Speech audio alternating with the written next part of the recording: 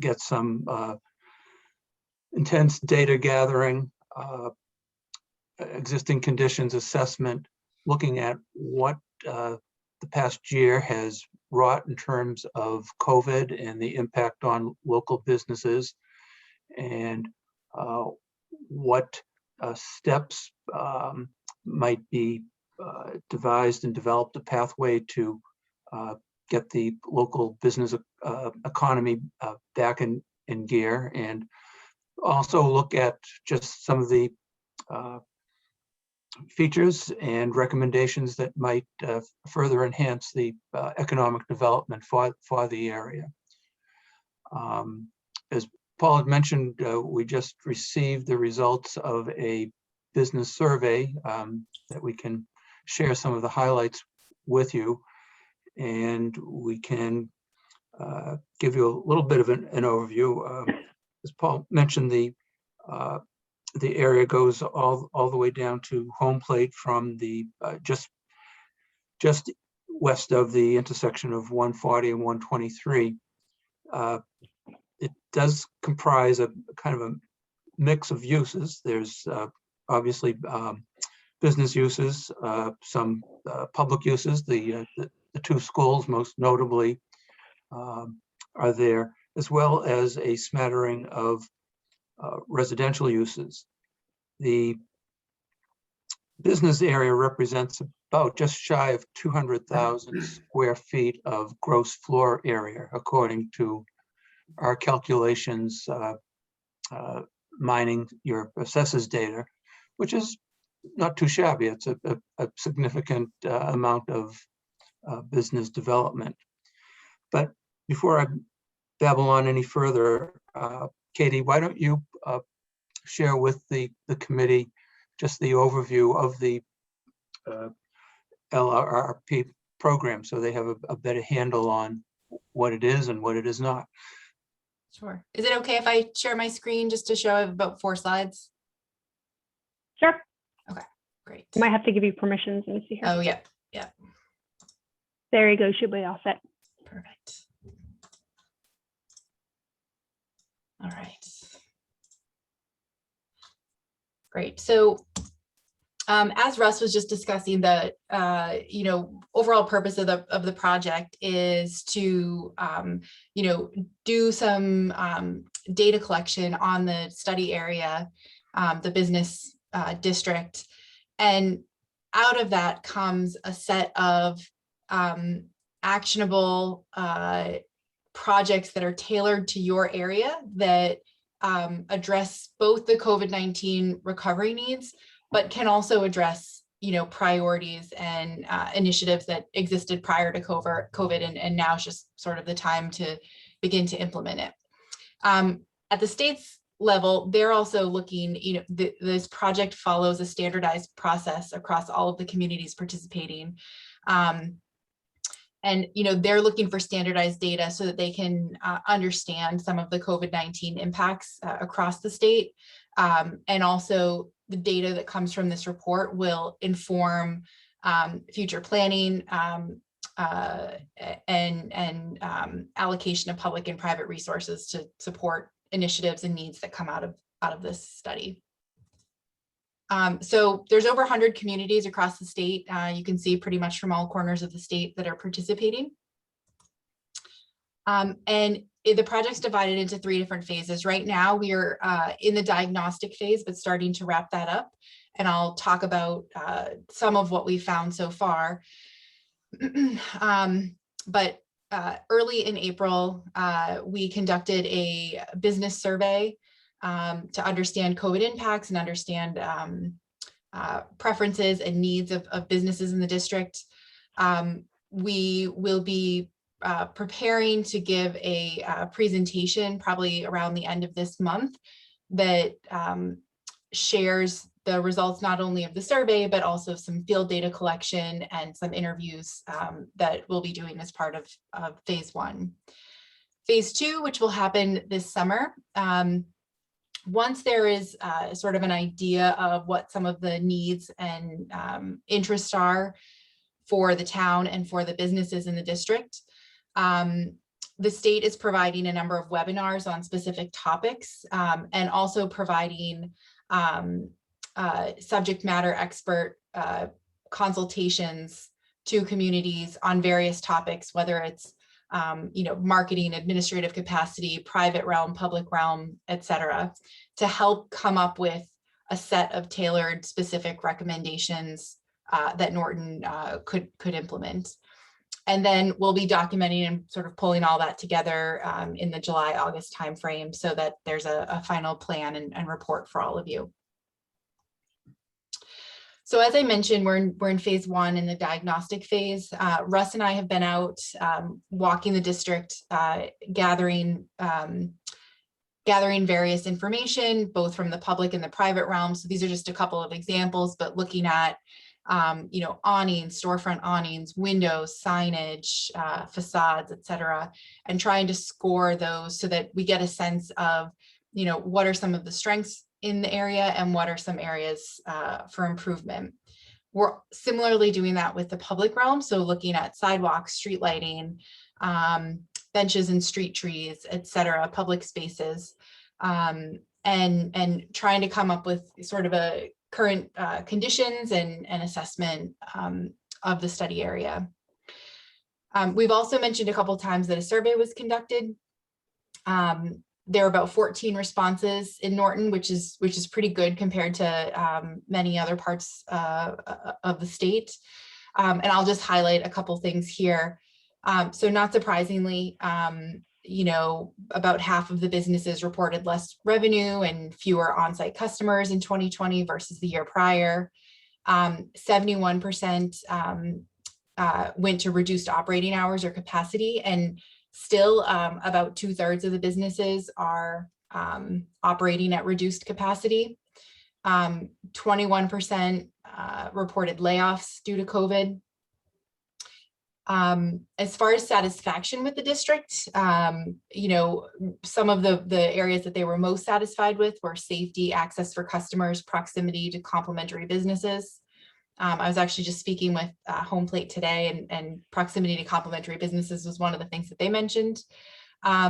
People were kind of neutral around the condition of the public and private realm, neither dissatisfied nor extremely satisfied. And there was some comment around signage regulations being problematic, but it was just a couple of responses, but most of the responses said, they had no specific issue with local regulations. The respondents, their top rated strategies that they wanted to see implemented were recruitment programs to attract additional businesses and a marketing strategy for the district. And then you can see the last couple of pieces here. They were asked whether there was any specific assistance that they required, and marketing and low-cost financing to fund improvements were the two most requested, but that was still a minority, and 57% had said that there was no specific improvement or no specific assistance requested. So we actually just had a couple of questions. That's very high level overview. Next step, as you saw in the timeline, is that we'll be getting into working through potential strategies. And so couple of the questions that we had regarding stakeholders this week and next week, we plan to do some outreach to a handful of businesses in the district, and we didn't know if there were to get their impressions sort of to supplement the survey responses. We were, if there are any specific business owners or property owners in that study area that you all think we should speak with, we'd be happy to hear from you on that. We already have a list that we've gone through with Paul, but are interested in hearing others.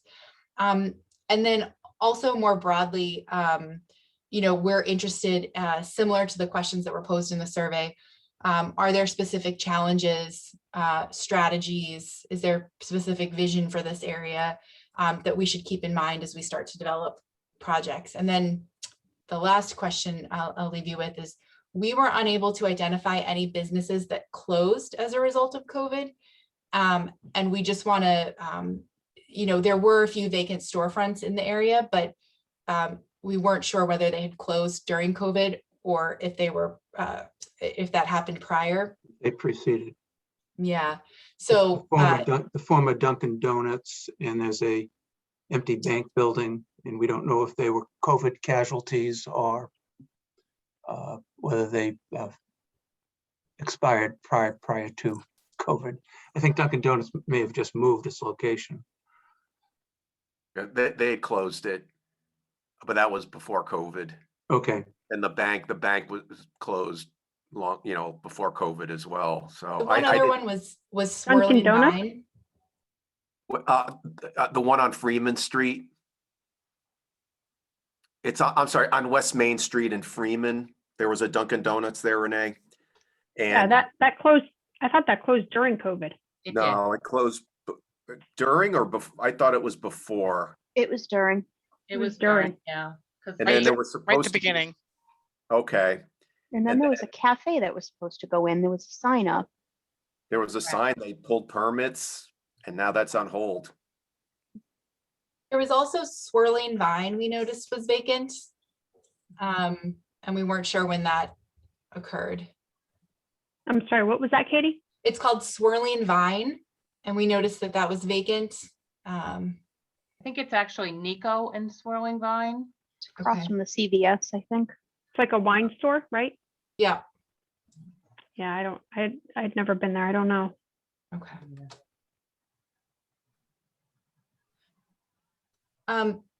But on the other two questions, just sort of open, obviously, if you have any questions, but we're also interested if there's anybody that you think we should speak with, or if there's any strategies or projects that, you think we should be thinking about as we start to develop.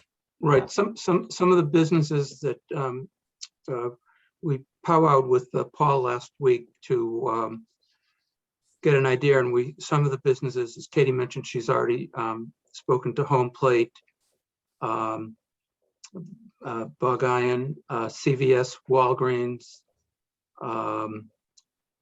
Valentine Tools, is another prominent business that we suggested that we reach out to, and Wendell's and the Norton House of Pizza would be.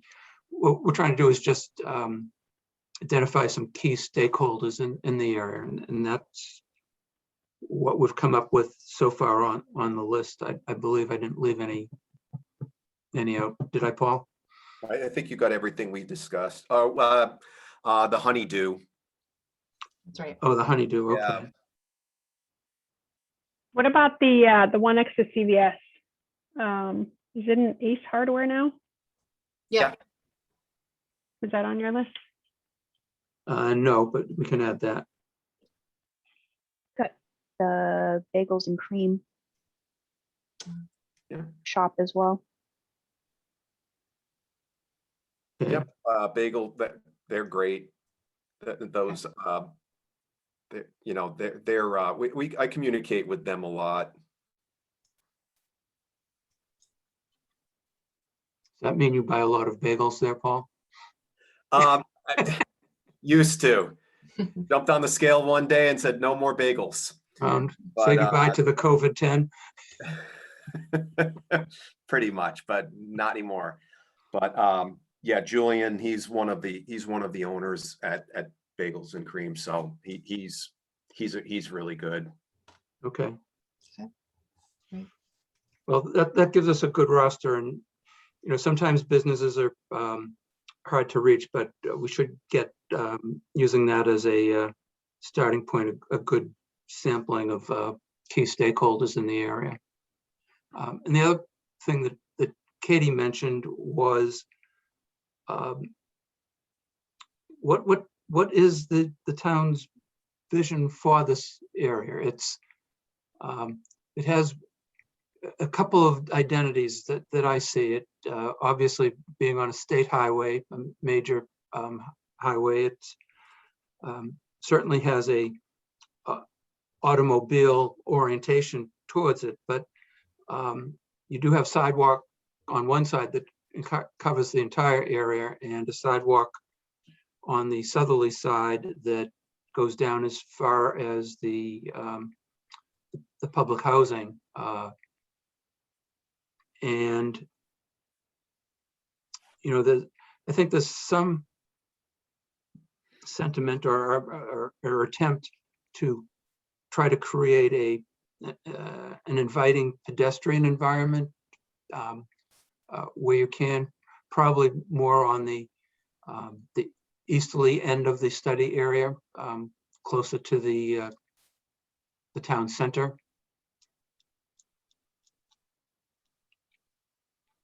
Yeah, that's correct. Where does the village core boundaries end, Paul, on that part of the road? It's it ends right before the school. So on the 140 side of the Yell. So it's the district was fairly small. And then Okay. it's Honeydew on the other side. So that was the vision for the center, was to try to create a more pedestrian friendly environment. So but that doesn't mean we can't try to do the same thing down 123. But even in areas where you may not have the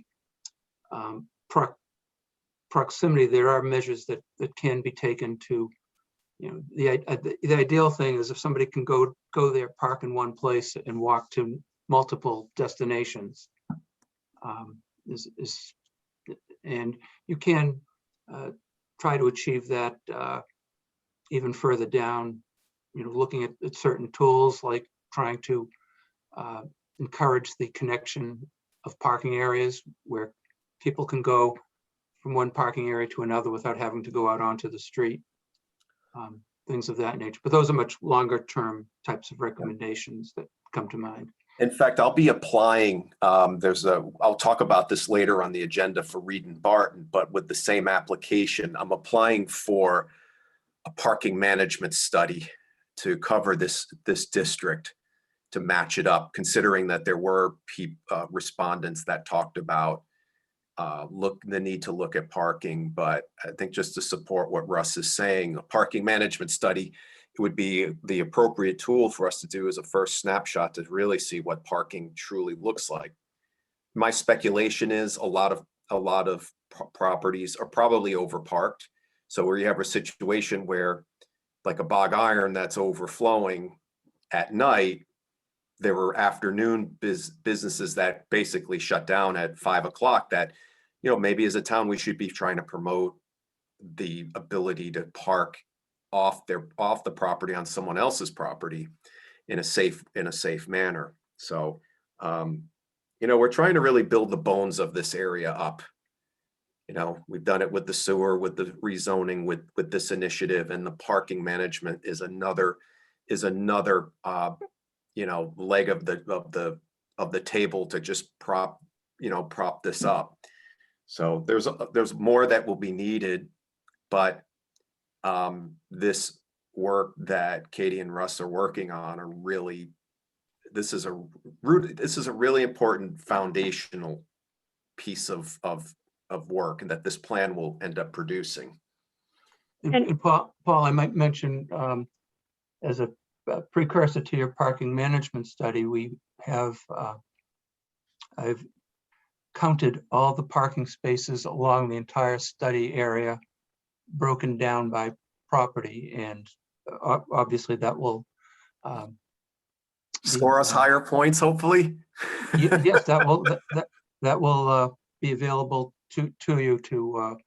But you're right. I think a lot of parking problems are really perception as opposed to quantity.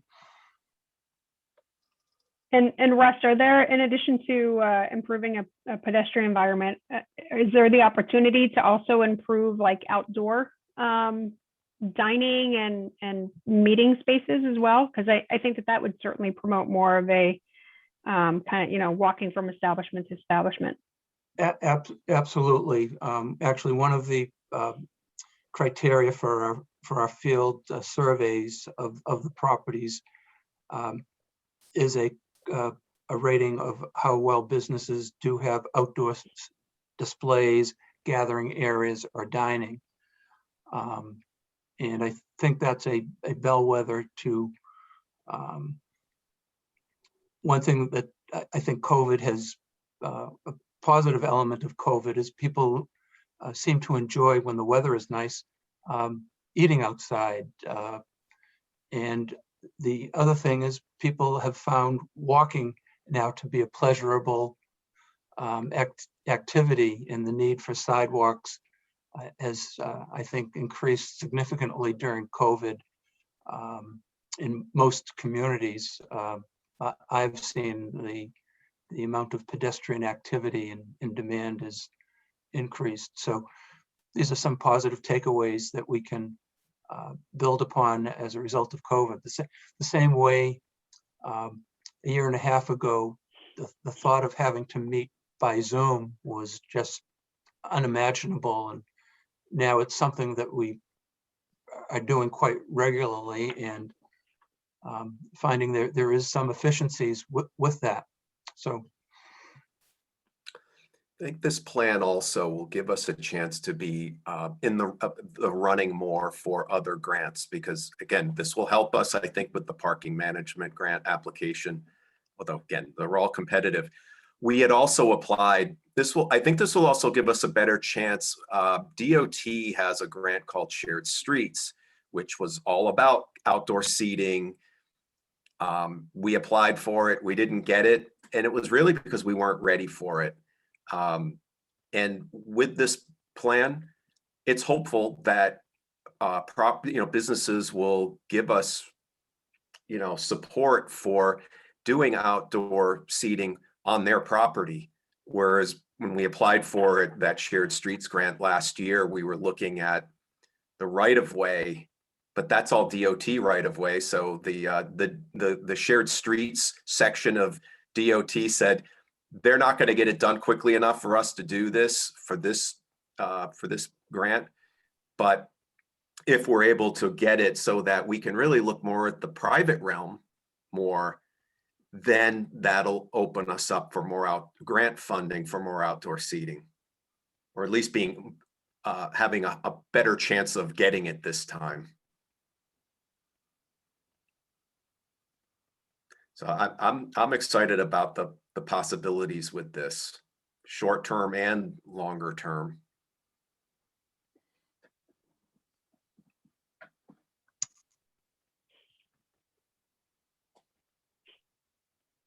Great, thank you guys. Is there anything else that you wanted to review with us, or anything that we can assist with on a more immediate term? No, I appreciate the time that you've given us to inform you as to what we're about.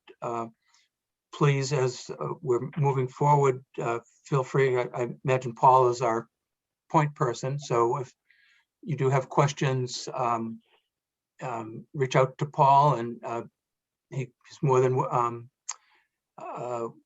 able to provide. If you need to talk to Katie or myself, we're more than happy to respond to any questions, concerns, comments that you may have after this meeting closes, and you think, oh, jeepers, I should have mentioned such and such. But this is an ongoing process, and we're trying not to do this in a vacuum, because if I've found through my experience, if you try to do planning in a vacuum, it ends up just collecting dust on a shelf.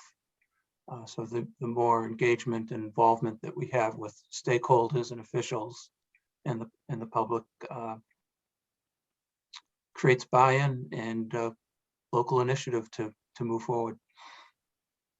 No, great. That sounds great. And I know, Paul's talked to us a couple of times about this, and I think the group is, we're certainly ready to jump in where needed and kind of kick this off and hope that we can help with some of the action items that are identified too.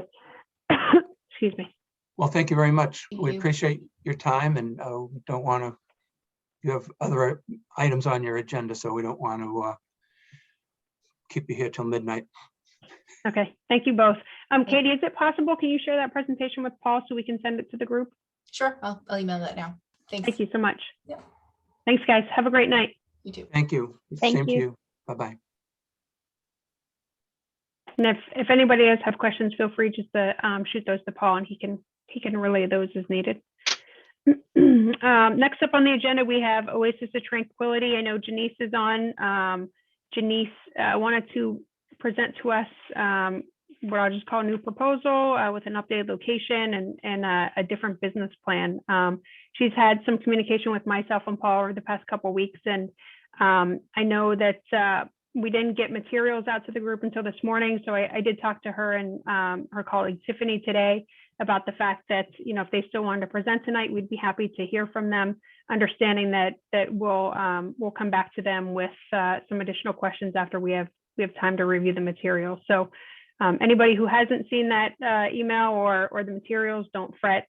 We will have some time. So feel free to ask questions tonight if you have any, or you can table them until we meet again. And Janice, I'll turn it over to you for introductions and to review the plan that you wanted to discuss with us tonight. Yes, good evening, Madam Chair. My name is Dave D'Agostino, and I work for Queensbridge Group Incorporated, a Massachusetts company. I'll be bringing up Janice Israel in just a moment. Our company has partnered with Oasis of Tranquility, and we are going to be assisting and basically joint venturing together to provide the town of Norwood a very comprehensive application policy. Norton, I'm sorry, a very comprehensive application policy. You did speak earlier about the operational plan that we provided, and we understand that that's a pretty significant document, and we'll be happy to answer any questions that anyone might have relative to that document. I'd like to just tell you a little bit about our company and our approach to what we hope to be a license application from the town. And we hope to impress upon the town our ability, and hopefully you will have confidence in our application, seeking a cannabis license for cultivation, a license for manufacture, and delivery operator. We also intend to apply for a transportation license as well. And we've outlined in our written materials a lot of the background that's included in that license application for you. What I'd like to do is just tell you a little bit about our company, and what we bring to the table for the town of Norton is the ability to provide a significant amount of subject matter expertise within the company itself. So we don't have to rely on seeking, for example, relationships with contractors or other consultants. We have all of that vertically integrated in our organization. This evening, you're going to hear from obviously you're going to hear from Janice Israel from Oasis of Tranquility. You're going to hear from Tiffany Isom, who's the president and CEO of Queensbridge Group Incorporated. You're also going to hear from some of the individuals within Queensbridge Group who bring to the table that subject matter expertise that I talked about. So things like security, financial management, operational activities, and these type of things. So we want to introduce ourselves. We know that you've already sort of had experience with Janice, and we hope to reintroduce her. And I'm going to be turning this presentation over to her very shortly. But wanted to let you know that what we really look forward to do with the town is to partner with you going forward to bring economic development opportunities to the town, and to provide really a very positive and forward-looking approach to what we have as a business plan and a business model. So at this time, I'd like to introduce or reintroduce Janice Israel, who will take over the presentation and continue to introduce members of our team and share that their information with you. Thank you. Hello, and thank you for listening again to my presentation. So as you asked me to, I came back with a team and we are ready. I got some of my partnerships solidified, and we are ready to move forward with a much more solid plan. As you'll hear tonight, you'll hear about a lot of the changes as I was looking to do a smaller operation. We are more than ready to do a full-scale operation. We've identified some great locations. Thank you. We've identified some great locations for our service, and as a great partnership with Queensbridge, Oasis of Tranquility in Queensbridge, we'll be bringing in some great partnerships. So I'm going to transfer this over to Tiffany Iso, and if you have further questions, we're all together in this room, so that's why we'll be all talking together today. Thank you.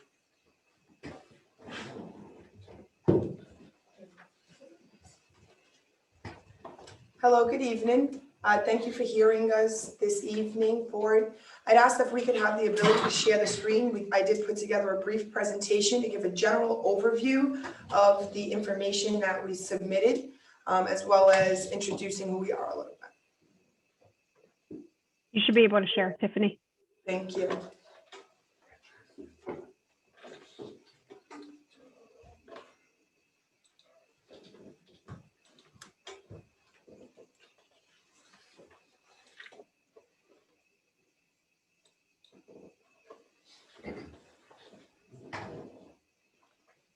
Okay, so we're going to get started. I'm going to give a brief introduction to who we are.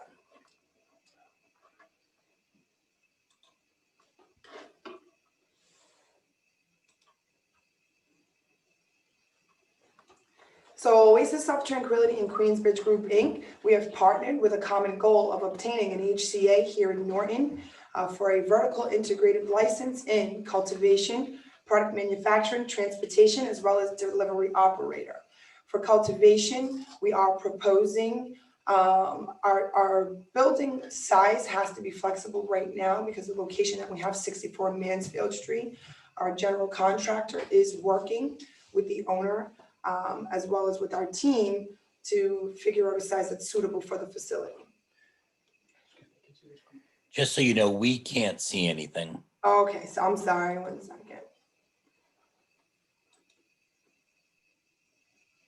Is that better? Sir, is that better? Can you see the screen now? Am Not yet. am I missing something? I Nope. don't see it. No, I don't see it either. Okay, we'll start again.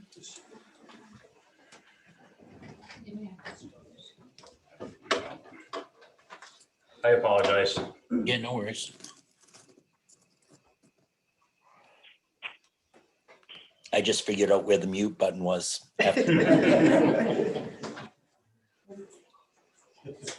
And we are so happy. I've lost it again, Renee. I mean, sharing screen too. That should be it. If you guys scroll your screens over, maybe you could, can you see it? No, it should pop up for us in Zoom. Yeah. All right, we're gonna have to. Do you see the option at the bottom of your Zoom screen to share screen? Back it out. I have to show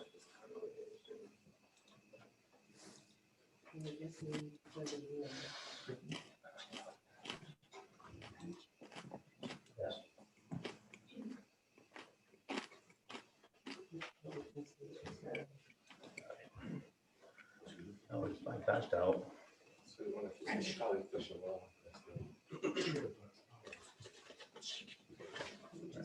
Nicole, do me a favor, stand up and fix this? Shit.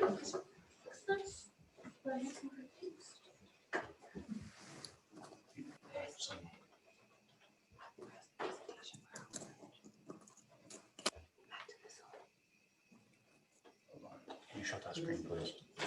What's this one? Wait a second. The other one. Just click her name. Fix. Hit the, yeah, there you go. Okay. Is it the items that you sent us today? Screen two. Can you go back to your share screen seconds? Share. Share. All right.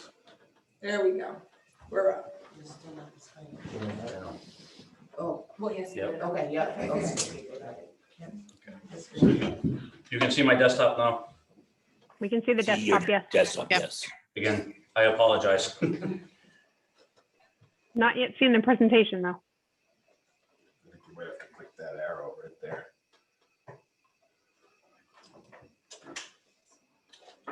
And I'm just gonna. You picked the wrong screen, you should. There you go. We have it. Sorry about that. Cooking problem. with fire. Yeah. Okay, so this is where I was giving the introduction on Oasis of Tranquility and Queensbridge Group, Inc. partnership on this venture here in Norton at 64 Mansfield. We are proposing a cultivation site, product manufacturing, transportation, as well as delivery operator. What we have proposed to you and submitted are plans of a 65,000 square foot facility that will incorporate all of these licenses on one location. Our team in-house, as Dave D'Agostino said earlier, we do have legal advisory, we have a cultivator, we have a botanist, we have in-house security, we have marketing, branding, public relations, real estate, as well as construction. Everyone who is here, we are all partnered on this. So it is, our common goal to see this throughout inception to the end. A general overview of the location here at 64 Mansfield Avenue. This is a site view of it, just so that we verify the address. I do want to make it clear that I followed your requirements where you guys said that, you want us to follow closely to the CCC regulations. So we've made this presentation so that in our package that we've presented, it's just about ready to go forward after you talk with the police department. So a general overview of our operational plans is that OOT and QB submitted detailed plans in compliance with all Massachusetts status as well as the Massachusetts Cannabis Control Commission. Our operational plans are in compliance with 500.105 general requirements. We also have submitted our cultivation hours of operations. We've noticed in the last meeting that was an issue that came up, and we are willing, we're going to be flexible if, whatever the town and the CCC agree to, then that's the business that we will commence. It's manufacturing hours of operations as well as transport are in there. Home delivery has its own hours. Each licensure, we've submitted detailed plans, giving you our operational plans. We do have a meeting with the chief of police next Tuesday to discuss our security plans, even at the phase of conceptual. So we also have talked about being compliance. We have incident reporting requirements listed, breaking down the regulations into policy, into their SOP and checklist based on the CCC regulations. We also are consulting to work on traffic and parking. Although the licensures that we're bringing to Norton have minimal traffic patterns or flows, so to speak, because we're not open to the public, none of these licensures.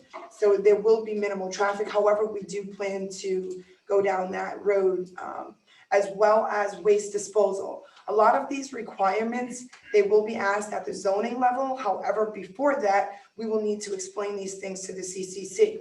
So we do have a very detailed waste disposal as well as water waste disposal plan that we have submitted. And in further detail, in our plans, we've explained that we will submit all of them to you if chosen to go forward. Due to the sensitivity of the nature that we've put forward, we do have odor mitigation fully processed out. We have the specifics on the materials and the tools that we will use. We also have the ventilation systems. We have a general contractor who has experience. This would be his 4th cultivation site in Massachusetts. He's worked on some in Rhode Island as well. Myself, along with our botanist and our general contractor and some of our experts, we've met directly with the distributors as well as the companies on all of these materials that we will be using, from the lights. We've already done trial grows with these tools as well. So I am going to pass this over now to Dave Caruso so he can give an overview on OOT and QB's security operation plans. I just have a quick question, and maybe I missed it. I'm assuming OOT is Oasis of Tranquility. What does QB stand for? Queensbridge. And so what's the separation? So we've partnered. So just for purposes of the language and the host agreement, OOT was Janice's business. And Queensbridge is myself, my sister, then we have another partner as well. So along in the venture, we've come along and, you know, we're still working on the terms of our partnership. However, we have ventured together in the Norton process. Okay.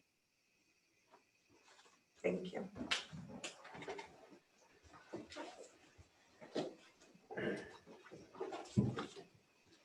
Good evening, committee members. Thank you again for having us tonight, letting us speak on behalf of the company. My name is David Caruso. I'm a retired warden from the Rhode Island Department of Corrections. My job is to be the chief of security, and wanted to talk a little bit tonight about what we will bring to the table as far as our security plan is. I think we've got quite a bit of experience here, and I think we've got this pretty clad for our group. So Oasis of Tranquility establishment will implement a comprehensive, high-quality security plan for our place of business. Our security plan, and by its nature, will be discussed in a broad overview here tonight, as its content is confidential, and it'll be available to the board in its written form. Our security plan addresses exterior security, interior security, a high-grade alarm system, externally and internally. We will invest into a high technical camera and recording system that goes along with our CCTV that will cover the entire facility inside and out. Our security will place emphasis on our secure areas such as cultivation, transportation, as well as money and any other payment issues that we have to handle. Oasis of Tranquility security plan will also place a great deal of emphasis on preventing theft internally and externally, as well as diversion. All of our security features will be in compliance with town and state regulations. Our business is not open to the public, and as Ms. Ison mentioned earlier, we will have very little traffic coming in and out other than only our employees who will have to be vetted out and cleared through quarries through the state of Massachusetts.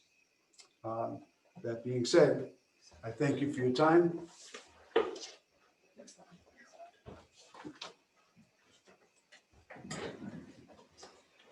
Okay, so at this time, we are ready to submit extensive plans and specs on odor mitigation, managing waste, lighting and lighting equipment, the tiered system, our transportation, as well as parking upon request. If once you review the detailed plans that we submitted, you would like this information, we will relinquish it to the board.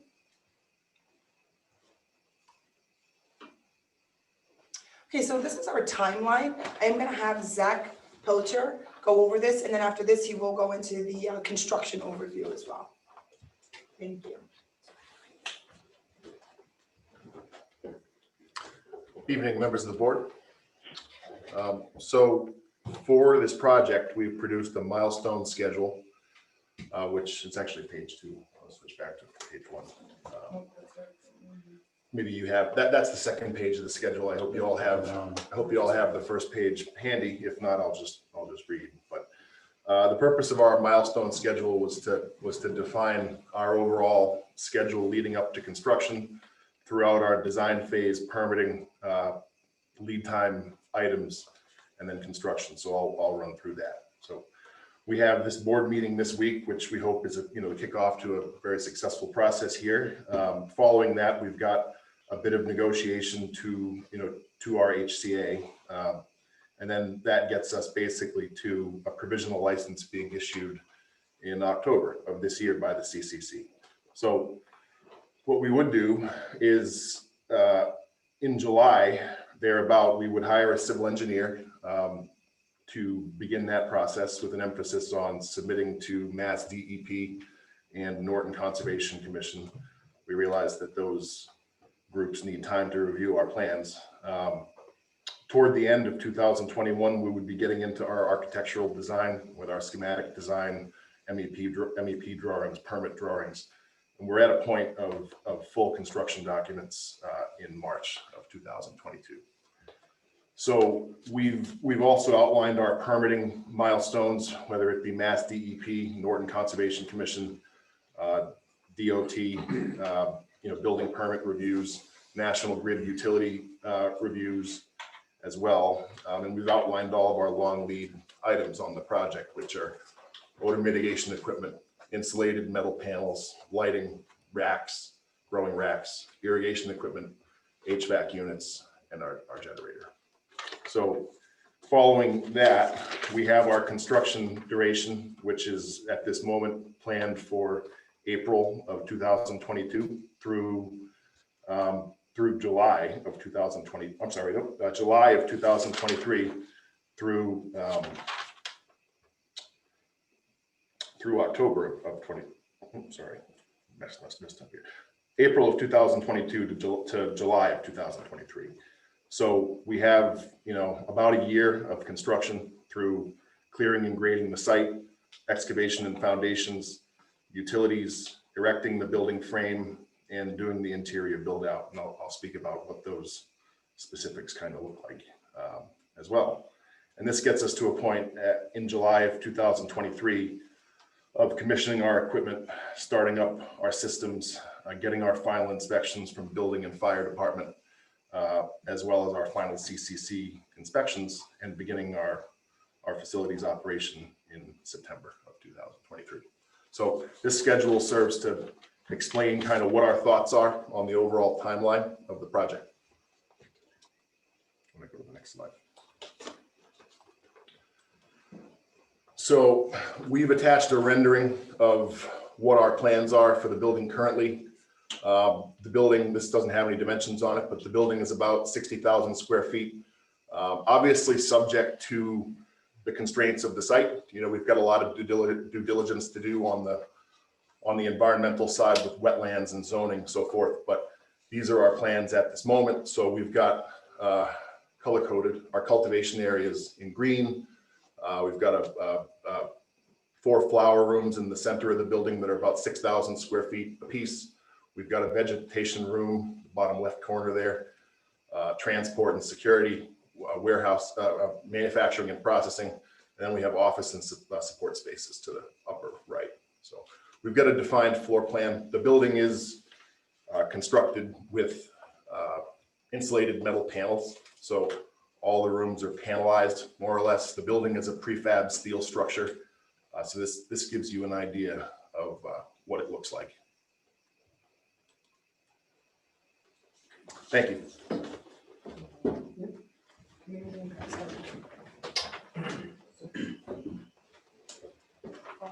So I just want to also, I'm not sure if we remember from the first meeting that I am a social equity applicant. And so I'm hoping to reduce that timeline some, hopefully significantly, but at least some with some of the privileges that I do have from that. So here we're talking about community impact. So the community impact programs, we're going to get more input from the town and from the police and fire department to make sure that we're going to have the best program that impacts the town the most.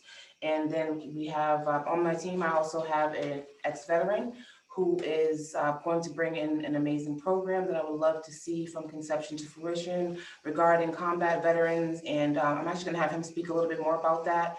And just wanna mention that the Sober House funding potentially will be one of the contributors, one of the recipients of the donation.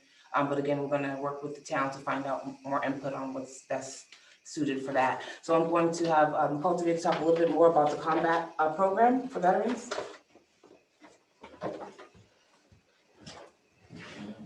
Evening, board members. My name is Rich Archibald. I'm the lead cultivator for this facility, and as well as the one in charge of getting the combat veteran cultivation program up and running. A little bit about myself. I am a combat veteran, did 8 years active duty in the Army, had 2 tours overseas in Iraq. HortiVet is a 401c3 organization. The primary mission is to heal and empower disabled combat veterans through a process called Cultivation Therapy. What a lot of you might not know is that taking care of plants, both cannabis or it could be tomatoes or anything like that, it's very therapeutic. Makes people have accountability for themselves, and it's gives them a nice nurturing feeling that can help cope with PTSD. So what HortiVet plans to do is conduct a series of grow workshops for disabled combat veterans. Basically, what we're going to do is we're going to teach them how to grow their own medication, as well as giving them a fun therapeutic hobby to do. We're going to take care of them and hook them up with a grow equipment package. And then from there, we'll be able to help guide them through their first journey of cultivating.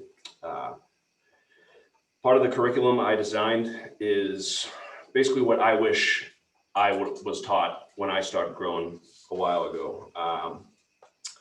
Things like basic plant biology, different stages of the plant, different requirements, things like that. And one of the secondary benefits of this program is that the knowledge that we teach them is going to help them acquire jobs within the cannabis cultivation industry. It's an industry that's challenging to break into if you don't have prior experience. So us helping guide these veterans through the do's and don'ts of growing cannabis, it'll be greatly beneficial to them. And yeah, we look forward to helping all combat veterans make it through the process. Thank you. Hey, Rich, before you walk away, Yes, ma'am. can I ask, I believe you and I spoke earlier this year, and you may have had a conversation with Paul DiGiuseppe as well. Yes, ma'am. So you initially were looking at a micro business, right, for cultivation manufacturing using Combat Veterans Cultivation LLC. That is correct. And how did you, I guess, join this partnership with Oasis of Tranquility and Queensbridge? So Janice and I were introduced through a mutual acquaintance that put us together. We were both looking for the same kind of business, the micro business in the beginning. So it was brought up that it might behoove us to co-locate our facilities together, much like Oasis and Queensbridge is doing now. I actually kind of ran out of money fundraising for my own business. So Janice scooped me up and maybe the head cultivator of a facility. I'm excited for it. Great, thank you. Appreciate the info. Thank you. Thank you, guys. Also, I would like to include here that this is where we would like to open it to the board as well for recommendations. I do know in the last meeting, Janice had mentioned that there was some recommendations or some things, that some areas that we should look at. There were, I do know that the sober house, I'm not familiar with the specific name or anything. I did try to do a little bit of research, but we don't know if there are any programs in the area that could use funding or, that we could contribute to, as well as services, mental health, veterans, and, law enforcement services. We would love to work with all of those teams, partnerships within the town.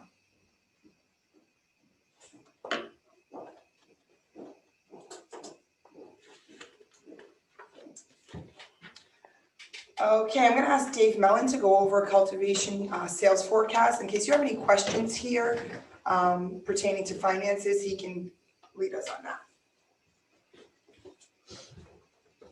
Good evening, committee members. Thank you for the opportunity to testify. The cultivation sales forecast, so the growth assumptions were that we'll have 2,600 lights. There's 16 plants per light, which will yield 1.5 pounds per light at 5 harvests per year, which will produce about 19,500 pounds annually. Year one, the 19,500 pounds will produce about 48 million, a little over 48,750,000 in wholesale flower in today's market. And the waste product being licensed to also manufacture through our facility. We will process our trim waste material from each harvest. We'll also acquire waste product from other licensed facilities as well within Massachusetts that have the ability to cultivate marijuana, but cannot process their own waste themselves. So that's part of the sales forecast. I'll be happy to answer any questions. Can I just ask what your numbers are based off of?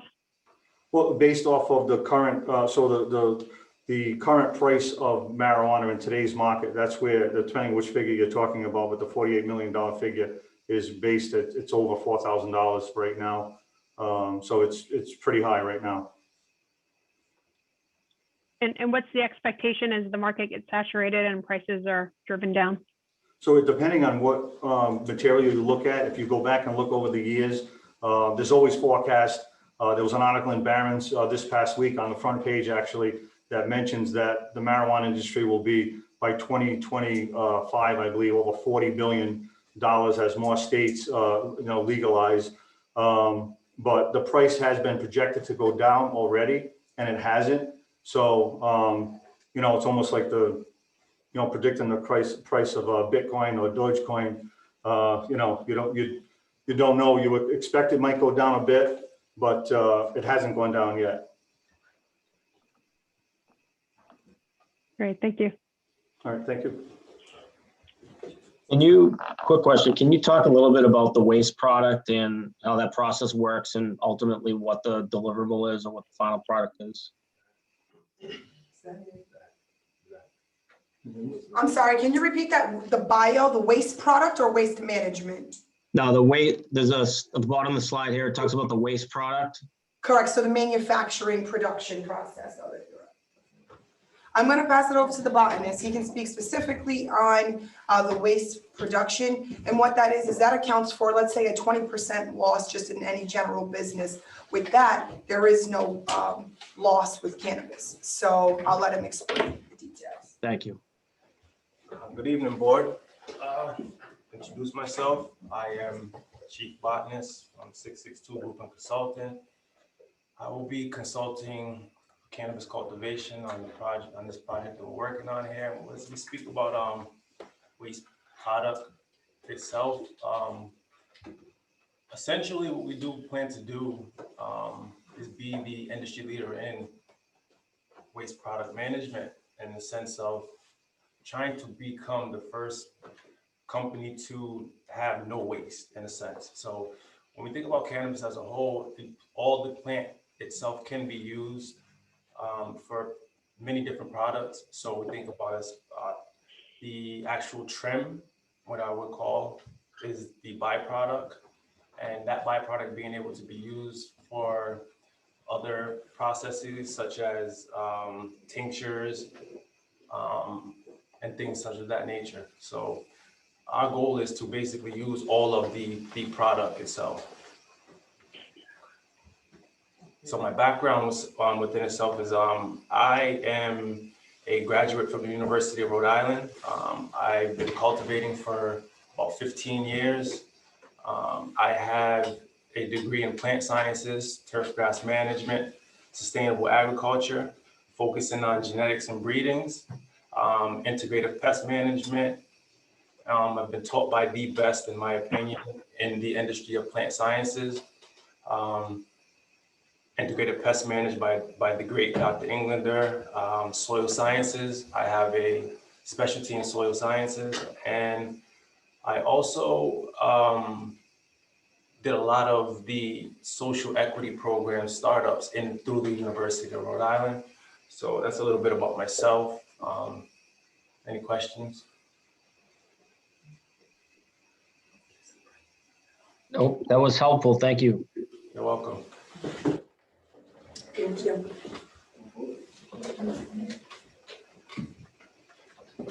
So a little bit about the financial background on cannabis.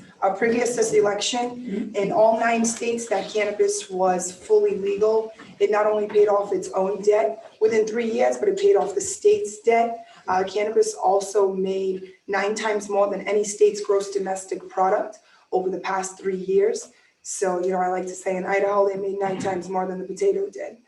So to answer your question, Chairwoman, Daly, yes, we do project that, the prices will go down. However, with that vertical integrated license, the delivery wholesale or delivery operator license essentially allows us to have an online retail store without that brick and mortar. So for the first 3 years, we're really able to maximize and capitalize on the revenue stream that is exclusively available to Janice at this time. So those are one of the things that help us offset the next 3 years of what a general business might see. And to be honest with you, the infrastructure just clearly isn't here yet for the industry really to do what it needs to do. And that's why you see folks like Richard Queensbridge, as well as Oasis of Tranquility, collaborating and just really trying to create the infrastructure to make the industry go. The transport license and ops plan that you see there isn't a product that can be moved. Nobody can move product unless you have a transport license. There are only 3 transport licenses in the state currently. If we are given this host agreement and given the opportunity to go in front of the board, we will be only the 4th company to have a transport license. Again, if somebody has a cultivation license and the manufacturing sites are not within the same facility, they have to hire us. We've submitted the projections on that transport, but we actually project the transport to be one of the more successful businesses that you see immediately. Because of the build out, it doesn't take much. We need the vehicles. We start with, again, just the vehicles, a small structured frame, and the drivers, the dispatcher, and from there you go. The demand is much higher than the supply right now. There are only 14 cultivation sites up and running. We hope to be the 15. Again, with the priority review with the licensure, as well as the exclusivity over the next 3 years, we foresee ourselves, hopefully in the town of Norton, being able to develop other businesses in this area as well, just because, our push is to create the infrastructure to really get going. Great, thank you. Thank you. And that is it from Queensbridge and Oasis of Tranquility. Do you have any questions for us at this time, or anything that you'd like to know? Yeah, just a quick question on the site selection. I know in the last presentation, Hill Street was the #1 or the preferred location for the build. That appears to have changed to Mansfield Ave. Is there a rationale behind the site change? Yes, sir. So the rationale behind the site change is the abutting neighbors. The backside of Hill Street, there's a bit of a community there, where at 64 Mansfield, there is none. Also, the build out process of this, it decreases quite a bit of expenses and time because it's already cleared, and it's kind of ready for build out. I will say that over the next couple of days, we will probably submit other locations for perhaps transport to sit alone, just because we have been negotiating with other locations. However, Mansfield Street is where we would like to operate immediately. Okay, thank you. You're welcome, sir. Hey, Paul, can I ask, how familiar are you with this property and the zoning? As I'm going to pass this over to Janice, because Janice is the real estate expert. I have been made abreast of it. We've visited the location, we've met the owners, and it is in the zone, but I'm going to let her talk on the specifics of zoning.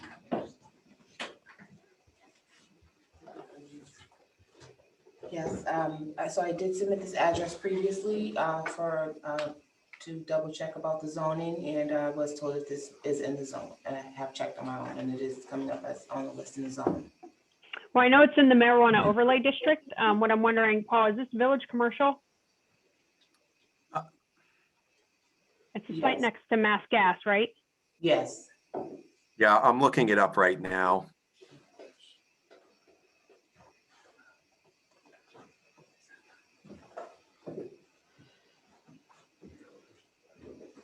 Yeah, it's village commercial.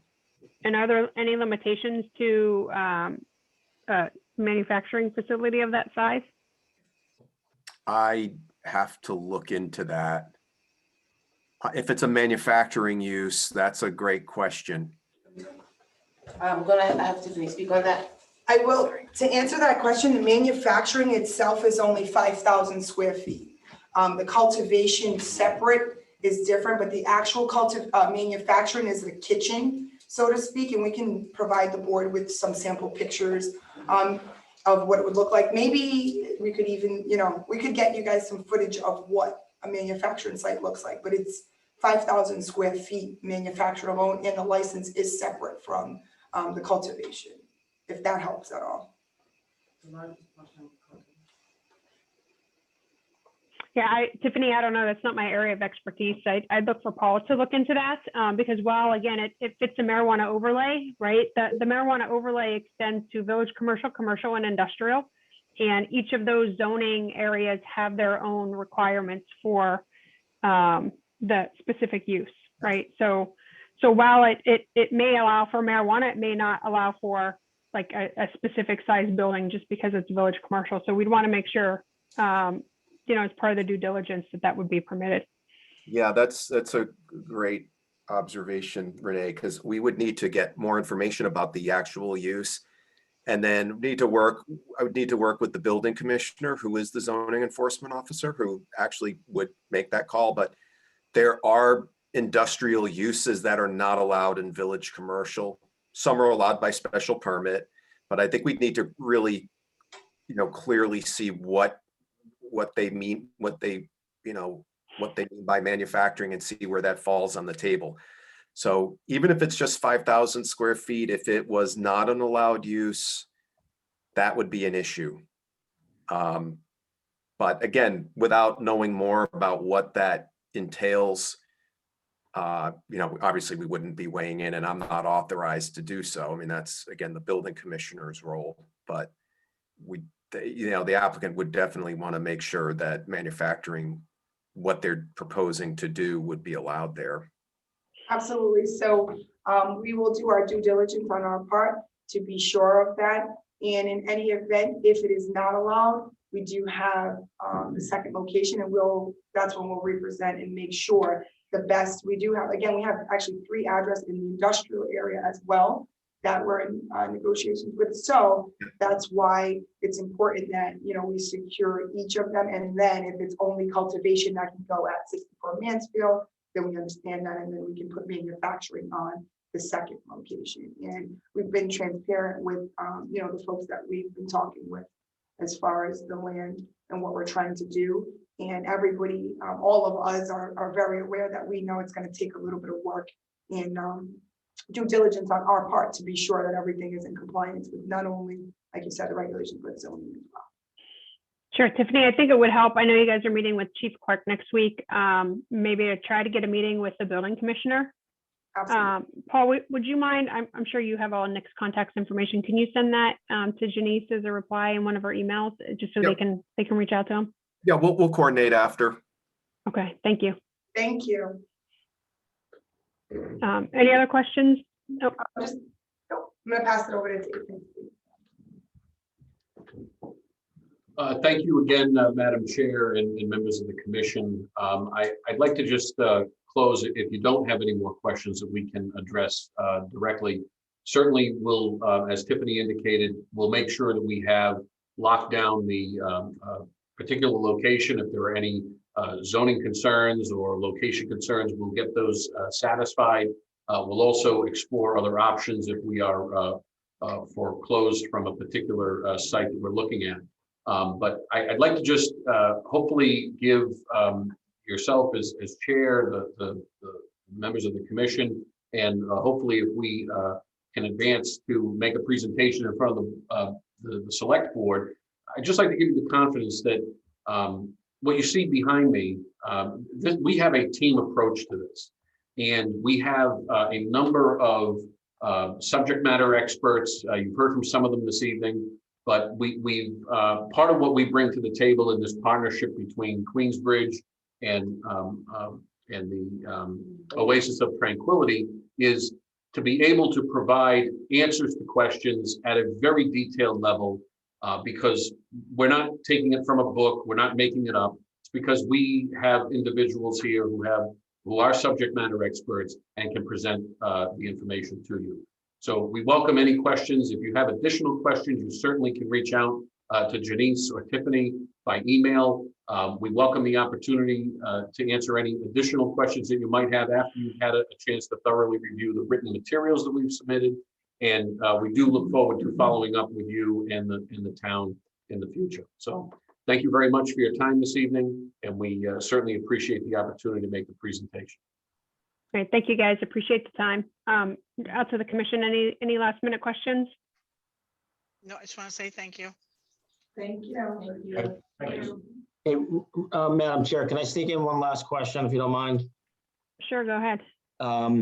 What is the relationship between Queensbridge Group Incorporated and Queensbridge Incorporated? They are essentially, they're separate business entities, but they are what I would refer to as sister companies, if you will. They are separate legal entities formed on the Commonwealth of Massachusetts. Got it. Okay, thank you. You're welcome. Okay, great. Thank you guys again. You know, as I mentioned, we'll need some time to look at documentation, so expect to hear from us, and we'll talk in the future. Ginny, so I'll reach out to, I don't know if I have Tiffany's email, but I can certainly reach out to you and have you relay that on. Okay. Okay, Thank you very much. I appreciate the opportunity. great. Thank you, guys. Have a great night. Yeah, You too. too. Good night. Good night.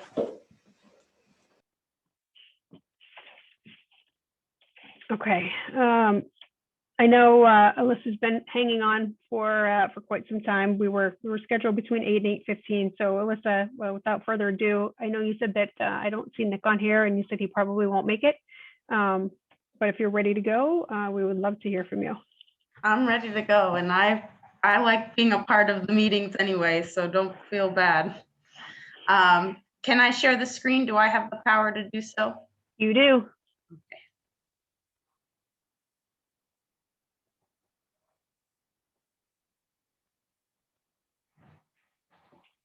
So good evening, members of the board, Madam Chair. It's nice to be in front of you guys again.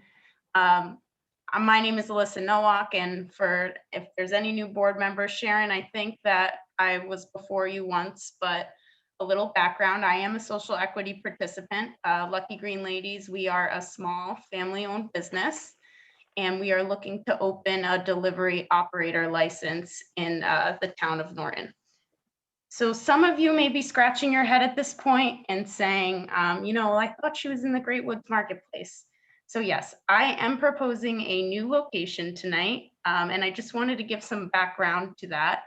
As soon as we'd gotten our EDC approval, I think it was in January, we started aggressively negotiating the lease and aggressively working towards signing that lease. And, you know, it was okay.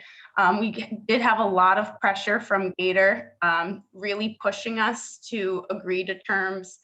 We wanted more time to negotiate, and they were just really, really pushing us to sign it and send them a down payment, a deposit.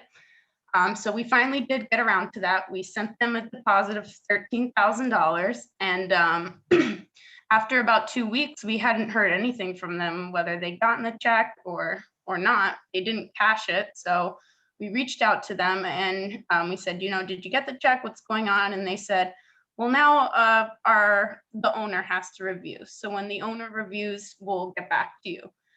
So we're waiting, and then another 2 weeks go by, and we're like, hey, what's going on? You know, I'm checking in with them again.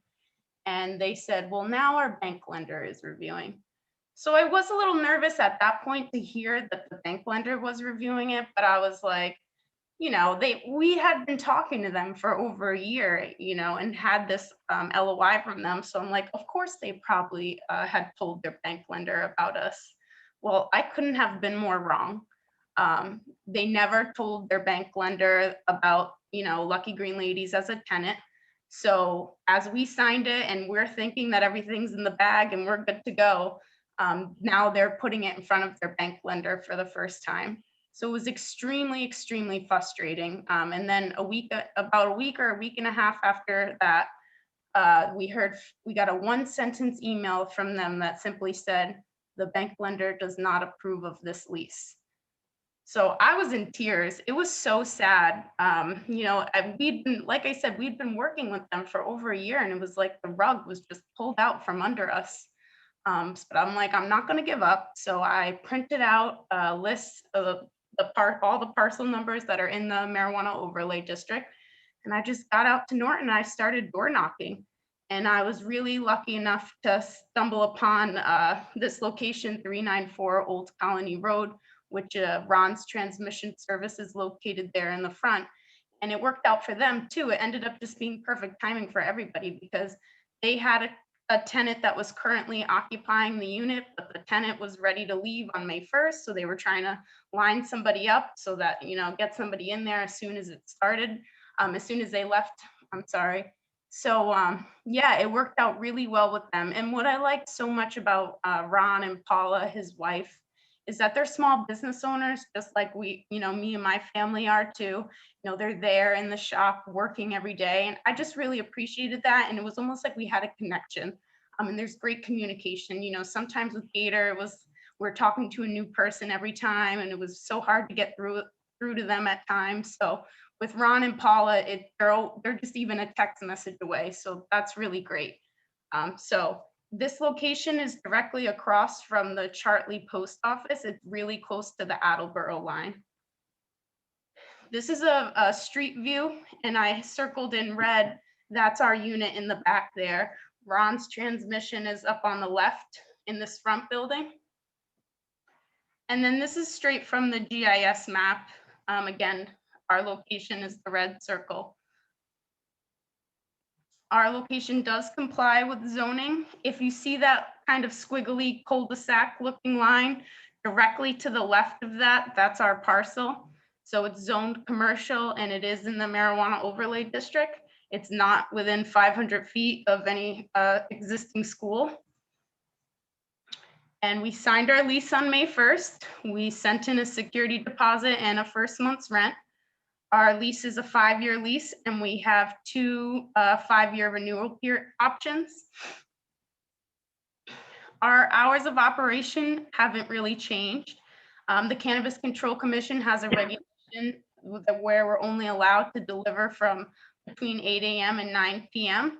So we'll have employees come to the facility at 6:30 in the morning, and then the last person leaves at 10 o'clock at night. And we'll be open 7 days a week. So the number and types of employees, this doesn't include myself, so technically it's 31. We'll have 3 order processors, which they're responsible for printing the manifest, which is when a customer orders online, it'll get printed out on a piece of paper that shows, you know, their name, their address, and what they got, as well as they'll be responsible for updating the online menu and then serve as a dispatch for drivers. So it is a regulation from the Cannabis Control Commission that we have to check in with the drivers every 30 minutes. So they'll be responsible for that as well. And then we have 3 order packers, which will then grab that manifest from the order processors, fill the order, and then prepare that bag for delivery. And then we'll have 9 delivery teams, so 18 people in total, which is a driver and a delivery agent. And then as well as the 3 managers, a bookkeeper, an office manager, and then a social media manager. So our process for receiving goods, packaging orders, and then making deliveries. So I don't know if you saw it in the first picture I showed, but our unit has 2 bay doors. One door though will be permanently closed, and we'll also put a metal grate behind that door so that, you know, if anybody were to break in, they wouldn't get too far. But we'll have one bay door that's open, and we'll actually pull in those our delivery vans one at a time to load them up in the morning. And that way, you know, we're doing that inside and then they just pull out. But if the delivery from our suppliers is not within that time that our delivery vans are getting loaded up, we'll receive goods in the bay door. But if it is full, in the back of the unit, there's a door, and we had our floor plan schematic written up by the architects, which the back door connects right to the secured receiving area, which connects to the vault room. So if that bay door is full, we'll just be able to pull the van to the back, load in through the back door into our secured receiving area, and then directly to the vault room. And then our process for packaging orders, I went over this a little bit, but we'll have the manifest. So there'll be a vault room and the inventory room. And the difference between those rooms is the vault room will store product in the locked vault overnight. And only certain employees will have security clearance for that room. I'm not everybody, I would say pretty much only the managers, so order packagers would not. So it'd be pretty inconvenient for them every time they needed to get a product out, get a product in general to fill an order, to having to keep bother a manager to, open the door, open the vault, and so forth. So then we have an inventory room where we'll store product during the day. And so pretty much that's connected to the packaging room. So we'll be able to keep product in the inventory room during the day. The packers will be able to go and get as they please, and then fill the order pretty easily. And again, the packaging room will have overhead cameras, because I know that's an area where a lot of people are touching the product. So we'll definitely have cameras watching their every step. And as for a delivery operator, we don't get product, and we do buy it wholesale, but it doesn't come in one big bag. It already comes packaged in the child-proof packaging.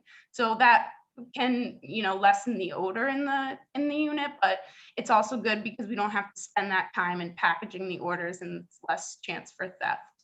And then our deliveries would have the 2 agents. The customers are going to pay for their order online when they place it. So there won't be too much cash on deliveries. Perhaps there would be cash tips. So we'll still have a locked box for that. We'll have 2 locked boxes in the delivery vehicle, one for the cash and one for the product. But like I said, we don't expect it being so much cash because it's just tips.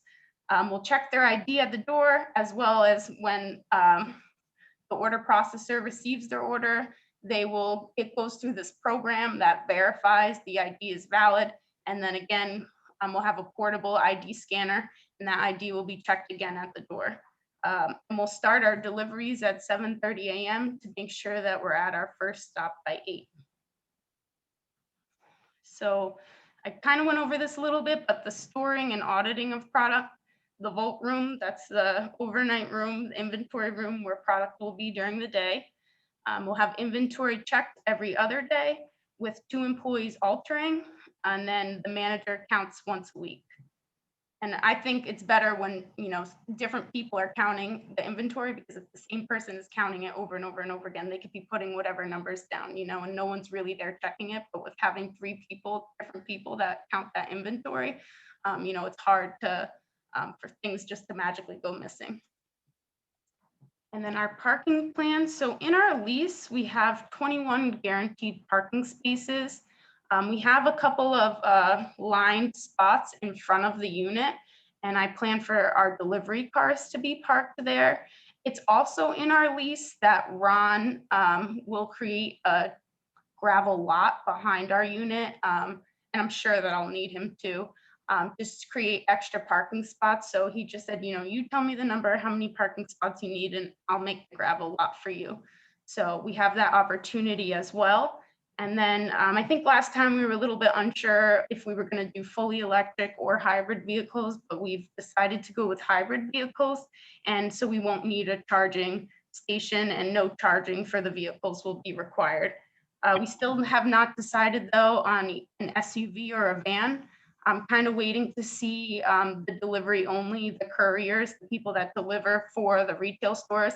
I'm kind of waiting to see what they do and what their best model is, because why reinvent the wheel? So we're just a little bit unsure on that point. And then for our security, it all complies with Exhibit A of the HCA. We'll have commercial grade video recording systems, and we'll be monitoring all points of entry and exit, the vault areas, the overhead doors, delivery and receiving areas, our parking areas, as well as all of the panic alarms. And we are contracting our security out to Sapphire Risk Advisory Group. They were the same security company that did the plan for our retail store, and we thought they did an excellent job. So we've hired them again to do the delivery. And also in compliance with Exhibit A of the HCA, the Norton Police Department will have 24/7 access to the camera, so they'll be able to check in at any time. We'll have our alarm system monitored by an external alarm company, commercial grade locks on all of the doors. We'll have a roof access deterrent as well, so it'll be hard for people to break in through the roof. And then I mentioned this before, the limited access doors, pretty much where not all employees can get into the vault room or get into certain rooms. They'll all have you'll have like a key card, and the key card will be able to tell, you know, who has that clearance and who doesn't. So we'll have limited access, I'm pretty sure, on most of our doors. And then I have David with me tonight. He spoke at our the last time I presented, which I believe was in January. And we're going to talk a little bit about the municipal revenue. But I'll start off by saying, and I know you guys have heard me say this before, but the sooner that we get licensed, the sooner that the town can start receiving that revenue. And as a social equity applicant, I have the expedited licensure review. So I'm hoping to just speed right through the process.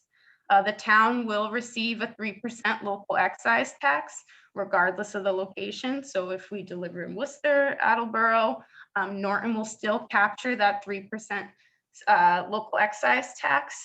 We're proposing a 1% community impact fee, as well as our vehicles will be registered in Norton. So there'll be a vehicle excise tax, as well as our personal property tax. And then in our HCA, we have proposed to donate $25,000 of a community benefit payment, and that's to help substance abuse and mental health services, as well as school substance abuse and school counseling.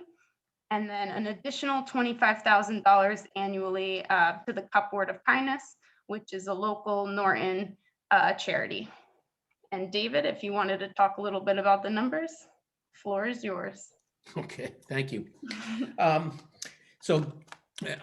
just going to go over this at a high level, and then if you have questions, I think that may be a better way to address it. You may recall we put together a pretty extensive analysis of what we thought the market potential was for marijuana sales in Norton. And that's based upon looking at a map and trading areas and how many other operators are around, that sort of thing. Our belief is about 30% of the market at a minimum will end up at home delivery. We can't peg as accurately where we think the revenue is going to be, because if you think about, if any of you buy from Amazon, you either grab your phone or a computer, you make the order, and then the next day a guy or a gal shows up with a van in front of your house, drops off a package, and I suspect nobody really knows where the packages originate from, other than it's a warehouse somewhere. If Alyssa does a really good job on marketing, she may end up with clients that are way beyond what you would think of a normal retail trading area. And that's the difficulty in trying to determine where the revenue is going to be. So what we did was we gave you three examples: a really low, which is 3 to 4 million, medium 6 to 7 million, and a high of 12 to 15 million. And 15 doesn't necessarily mean that that's the upper limit for one of these kinds of businesses.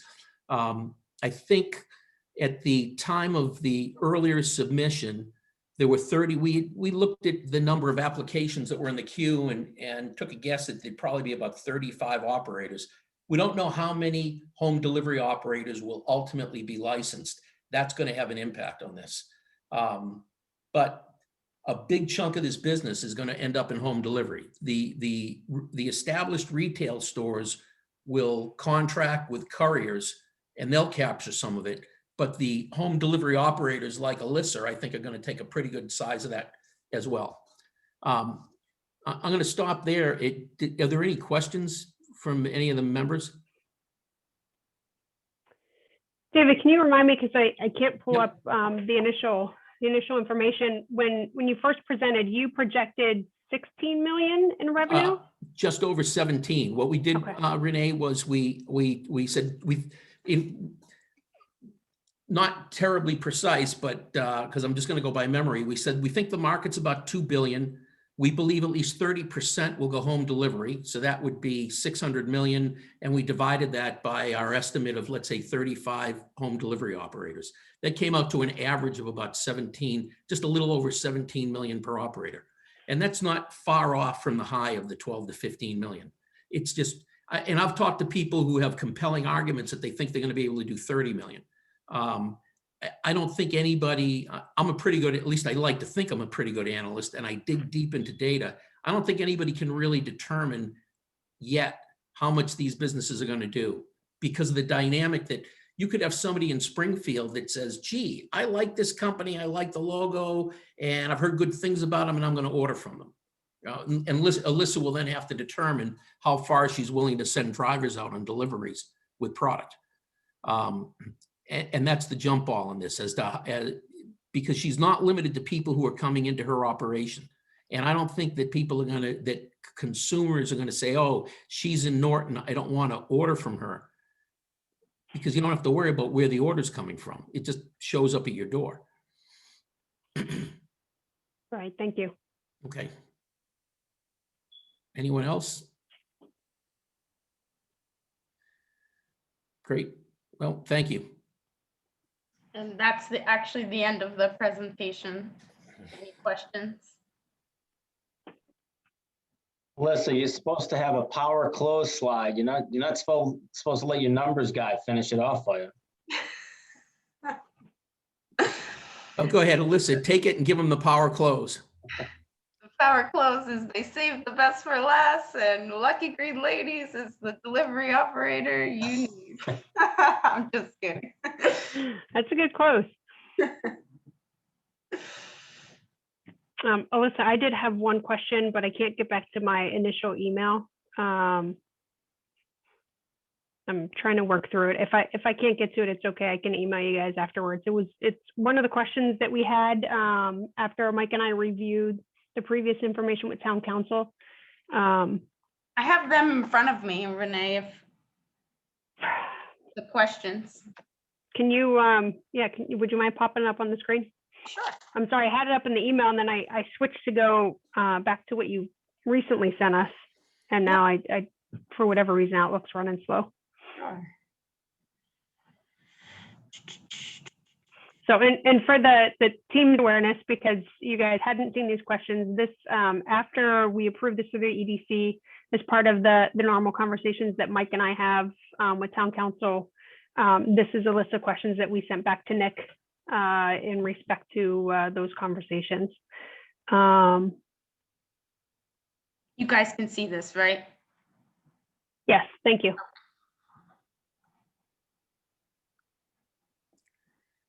So I know you mentioned, I know what I was going to ask. Do you have, or when will you have like a conceptual design layout of the interior of the building? So I have that, but it's kind of, confidential. I didn't want that to be released to the public, but I do have it already done because I needed that first in order to give that to the security advisors so that they would be able to then add in where all the cameras and alarms would go. But that was one of the first things that I did. But I just didn't want the public to see, like where the vault room would be and such. No, that's fine. And I apologize. I missed the first part of what you said because my phone took over my headset. But you do have that available? Just not for public consumption. Okay. Is it safe to email it to you, or is there a certain procedure? Let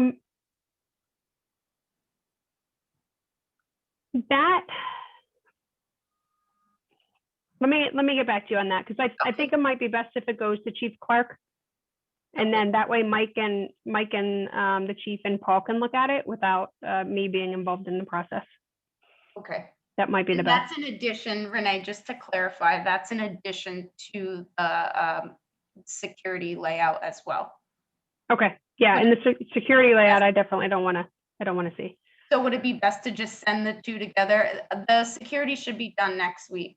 So when I send the security to Chief Clark, should I just include the schematic of the floor plan? Sure, that's fine.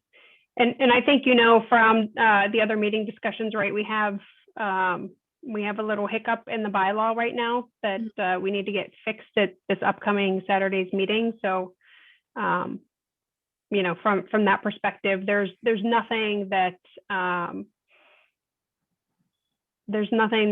should hold up the process at all, right? Because we have to cross that with the bylaw. And Mike keeps saying that we're going to get rained out, or keeps showing us his phone showing rain. Has it changed, Mike? I'm confident it's not going to be here. The rain is not going to be here? It's staying more out to sea, I think. So as long as the showers at the end don't come in, they might wait till the nighttime. Perfect. Well, let's hope that we get this thing approved so that we're not holding anyone up in the process. And Renee, I just wanted to tell Alyssa, that when you send that to us, we'll set up a Zoom with the chief so we can discuss it. If that'll be a better way if we sit down and go over your security plan together. Okay. All And right. I could probably even have, the people from Sapphire Risk come Great. as well. Good. Great. Checking the weather, and it says it's going to be a 30% chance of showers before 10 a.m. and then a chance of showers after noon. So 30% chance of showers, but it's going to be good to go, right, everyone? I hope so, Peter. My other question was in respect to meeting with the police department. So I think we're good there. And then anything, as I relayed in the email, a lot of the questions that came back from town council were in respect to the procedure of getting the product from the building to the car. I think this building allows for a much better process to be put in place. Nick and I were talking about that too when he had first called me about this. So I don't see any issues there, but as part of the conversation of the security plan, just plan on talking that through so that we can relay confidence to town council as we're going through the next stage of the process. You got it.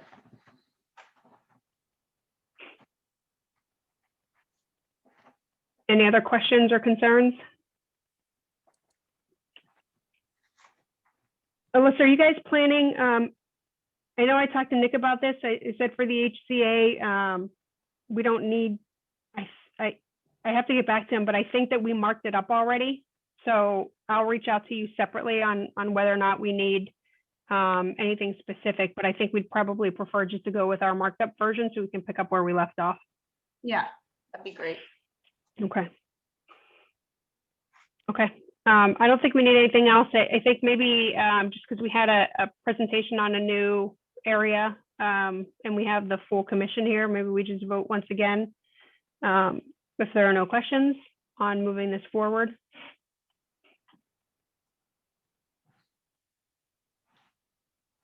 Okay, so Chair will entertain a motion to support the Lucky Green Ladies moving forward with a delivery operator license at the address that was presented at 394 Old Colony Road, Unit B.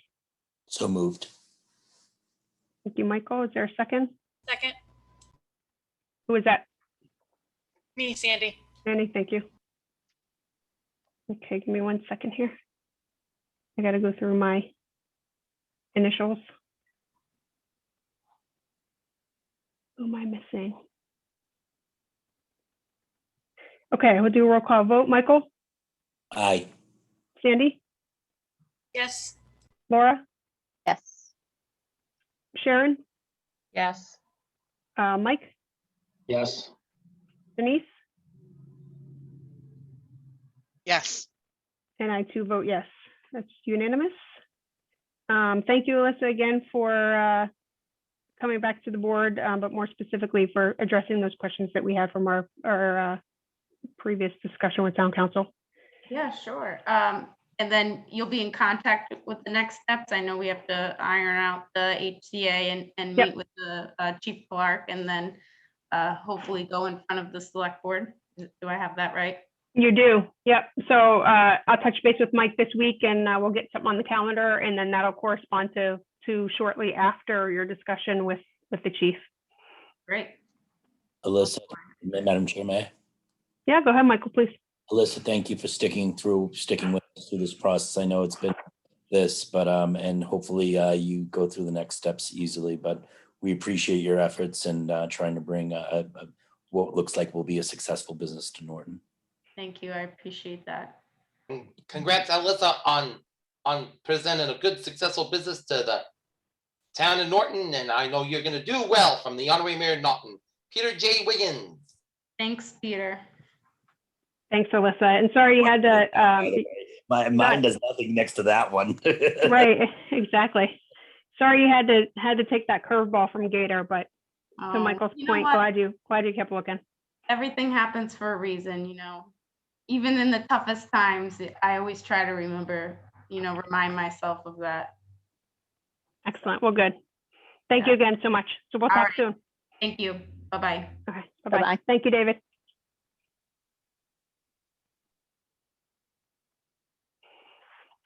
Okay. Hey, Madam Chairman, before we close the books on Gator, Yes. I thought somebody on this committee had confirmed directly with Gator that there wasn't an issue with a mortgage on the property. That wasn't going to be a showstopper. That was actually Alyssa who confirmed that. It was Alyssa. Had, Okay. yeah, we had reached out to them a couple of times in advance of the RFI process and just said, listen, we've got applicants. And they said, no, that doesn't allow it. And then Alyssa and her attorney made some headway with them and they were willing to entertain it. So. And Mike, I don't think it's specifically that it's not permitted. I think they just didn't have an appetite to do it.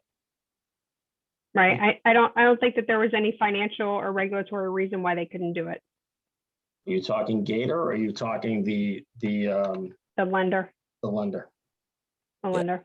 Okay. Part of the conversation right now happening at the other location too, where the lender can do it, but they're saying that they don't want to. So they're trying to work out other options there. This is LLC. Mm-hmm. Yeah. There's some things going on too in the legislature that might change that. I don't know how quickly that's going to happen, but for then banks to not be as hesitant in doing business with marijuana establishments. Madam Chair, just so you know, I've reached out to Gator twice over the last probably month and a half, just to touch base and see if there's any, just try to get some information on anything going on. I've never received a call back either. And it's a little discouraging because obviously that spot is a key spot in our town. And it doesn't seem like to the point that everyone on this committee has reached out before, and doesn't seem like they're interested in moving or making investments in this town. So. Yeah, no, I think it's discouraging too, and they came to us and they presented and they even kind of mentioned, would we be willing to do something in a way of tax relief? But honestly, if you're not putting forth an effort to get people in there, I don't know why we as a town would support anything in that regard to assist them. And I was open to the idea of that, right? And it's very, very discouraging. It's just, you hear of ideas, people reaching out to them and them not returning calls and them not getting back to them and in a timely manner. And obviously Alyssa, who seems very diligent in her process. But yeah. On a good note, I don't know if you guys were on the last select board meeting, but Fiesta did get approval to have outdoor dining. So they're going to have a pretty large space in front of their area where they're going to set tables up. So that should increase their business. And I mean, Cinco de Mayo, hopefully they have it set up right now. Let's go. Yeah, I know. I was going to say, if we get off this call soon, we can go. Motion to adjourn. Well, we can't do that just yet because Sandy had asked, she said that you had some photos to review for the business guide. I know. I'm joking. I know. I do. If you want to let me. Can I actually start with the guide itself? Because I took a look at what Denise sent, and it's definitely a lot longer than, like, it was, the intent was very different at the beginning, right? It was for a big brochure, and now it's just the trifold. So content wise, and I think this does really, transfer into the pictures too. I feel like there's still some content that needs to be cut just to make it, more readable, fit the formatting. So I do have, can I share my screen? Sure.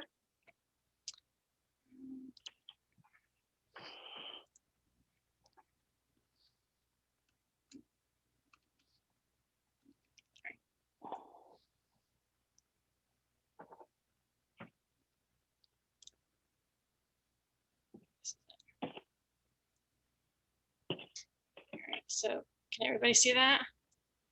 Mm-hmm. So I don't look at the formatting because I literally just threw everything in there, but you can see right now it's 6 pages of writing, right? Like if I put everything in there that we had originally in the brochure that Denise sent around, it's covering, it's all writing. There's no room for pictures at all. So, or, and it's also very small writing. I have this blown up right now, but like this, some of the fonts are really small. I just had to reduce them to fit them on there. So I guess I kind of made some suggestions. Specifically, like the beginning here, we have acknowledgements and introduction, which seems sort of redundant. I think it probably made sense with what we had in the bigger business guide, but now, again, condensing it all, I don't know why we had both of those sections in there anymore, or, again, why we would have them both in this new guide. I actually And then- made the same edit. Say that again? I said I actually made the same edit. I took out acknowledgements and started with the introduction. Yeah, I mean, I like this last sentence. So, I thought we could kind of merge them together. I took this licenses and permits are required, that section. I crossed that part of it off. Just because I thought it was more like, hey, come to our town. This is what we have to offer. That was sort of the angle I was taking with the trifold. Okay, Sorry, go ahead. I'm sorry, I was gonna say, what's the goal? So on a trifold, like you have the one, like the first page would have a nice picture, right, to kind of pull people in. Is the goal then the last page doesn't have much on it, but maybe reference material? So we're only looking at like 4 pages of content? Yeah, I mean, you could also put pictures in the different pages as well. I guess, I feel like, again, once I narrow it down and just get some of the wordiness out of there, then I think, and call it down to what we really, the bare minimum that we need. That I told you, I'd send it off to a friend who does great things with the graphic design. So I was kind of leave that part up to her to try to figure out what makes most sense in terms of each page. But definitely, like, there's a lot of questions in there, right? Which are, again, some of them I'm sure are helpful, but I just felt like there was a lot of them. And even just the special permit process alone was just, this is all shrunk down to I think 8 or 10 point font here, 8.5, just to squish it all on that page. So there were a lot of details that I guess I would recommend pulling out. And the other thing you'll see on this throughout is I was also think at least a couple times that when we put a website, as opposed to putting a website, we could put a QR code or in addition to make it a little more user friendly that way, especially when you have these, crazy long things that are not going to be links clickable, it's just going to be printed. So a QR code might be, a better way of going for that. Yeah, I like that idea for information that might change too, like, condign versus, there might, like, if that MassDOT property goes, right, rather than keeping that information up to date on the brochure, the QR code could take them to whatever areas are open at the time. Right. Can I ask a question about QR codes? So QR codes COVID singly saved QR codes. QR codes were dying. It was, every marketing thing was like, get rid of QR codes. COVID saved them. Is this I'm just curious I don't know the answer to this, but marketing will tell us this. Is it something that you think will, I don't know. I just caution you to put a lot of investment, because honest to God, QR codes were going to be disappearing within, they say, 9 months. Do you think that's because people didn't know how to use them though, or just weren't using them? No, I think that had a lot to do with it. Yeah. Because I feel like now, because people know how to use them, because they realize how easy they are. Again, I would never type in this big long address, right? This is crazy to try to type that in. So I don't know, either you can shorten do one of those bit.lys or, something like that where you shorten the address. But I wouldn't necessarily You can put tags in there, right? That tags were replacing QR codes. That was one of the big things, so if we may have Norton Business Guide at Norton Business Guide, that's a tag, and that tag will take us to a website. So just be aware, like because QR codes, people didn't know what they were, right? Obviously, restaurants and menus and all that stuff kind of brought the life back in them. But maybe just consider maybe a tag of some sort for that might associate that link with that. So I'm just saying, on the marketing side, I don't think QR codes after COVID, I think a year or two after COVID, I don't think QR codes will die its death. Like, like they were on their way to. I mean, the other thing too, Sandy, your point, you can shorten it, right? Everything after the .io isn't needed. Like as soon as you hit the map geo site, it populates that information and pops up with the town of Norton. So Yeah, but I mean, like for this one, Norton Mass Org, Department of Planning, Economic Development, like that's whole, again, maybe we just list like the nortonmass.org and then put bullets under there, right? Planning, economic development. yeah. Like Yeah, where to I go definitely versus feel the like link. because these aren't, Yeah. I don't know if originally they were supposed to be clickable links that were a digital version. Now that it's in paper, it just doesn't make sense to have all these long websites. Mm-hmm.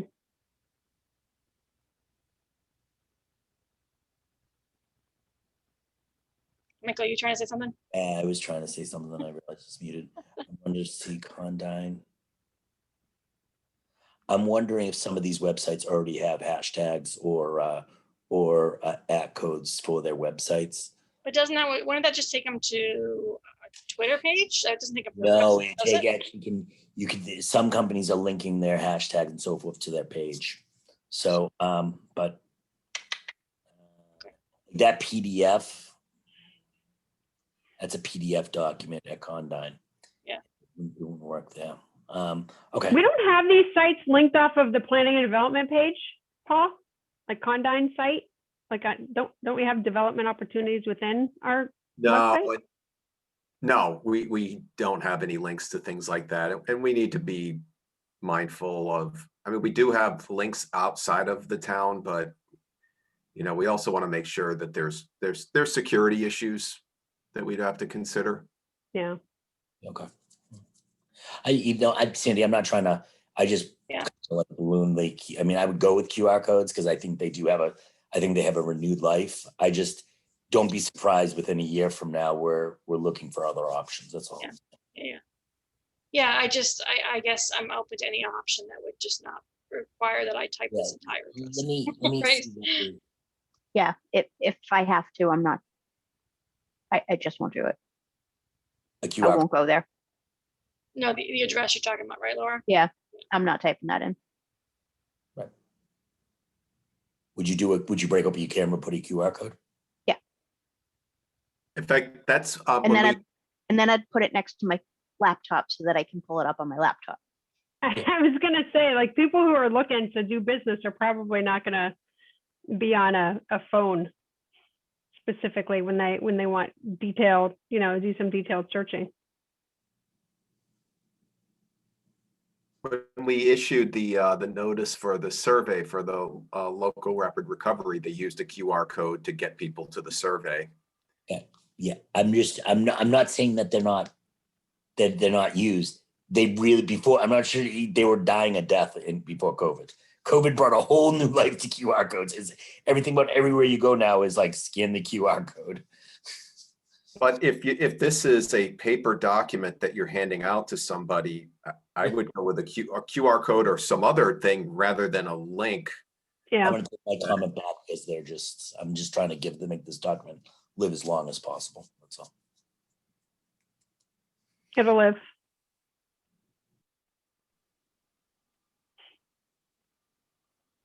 Anything else, Sandy? No, I mean, I guess I can send this around. I just didn't want to send it around without explaining it of why I hacked it so much. But I'll send this around and with the understanding too, again, that these aren't necessarily the pages anything's going to be on. I was just, when I looked at the information that Denise sent, I thought it looked pretty long, and I needed to see it on 6 little rectangles to see what it really would look like in terms of content. So I think if we can call it down, if other people have suggestions for how to call it down, then that would be helpful. I noticed that we have 3 questions on a business certificate. And then the other questions on the right for like special permits were removed. Is there a way to consolidate all the 3 business certificate questions and then consolidate some of the special permit site plan approval stuff? So my suggestion was, take out all the detail of the special permit. Maybe just include one of those questions like who needs a special permit, right? Or do I need a special permit or something along those lines, and just put it under all one big FAQ type, questions to consider, as opposed to other questions to consider, just what questions to consider, and sort of narrow that down to maybe one page of just all the questions.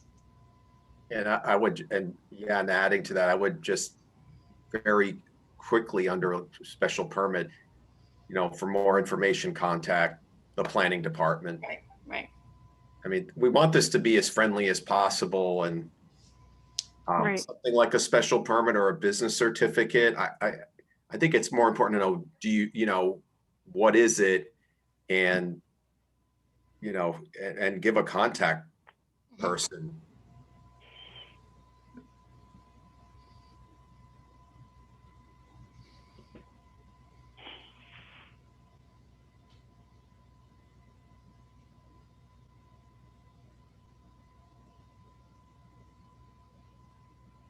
So I can just send that around, Renee. Is that okay?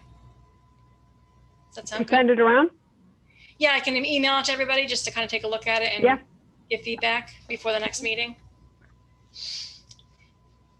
And we can add Laura's pictures. Do you want to talk about the pictures? Yeah, I definitely wanted to see what she came up with. All right. Hang on.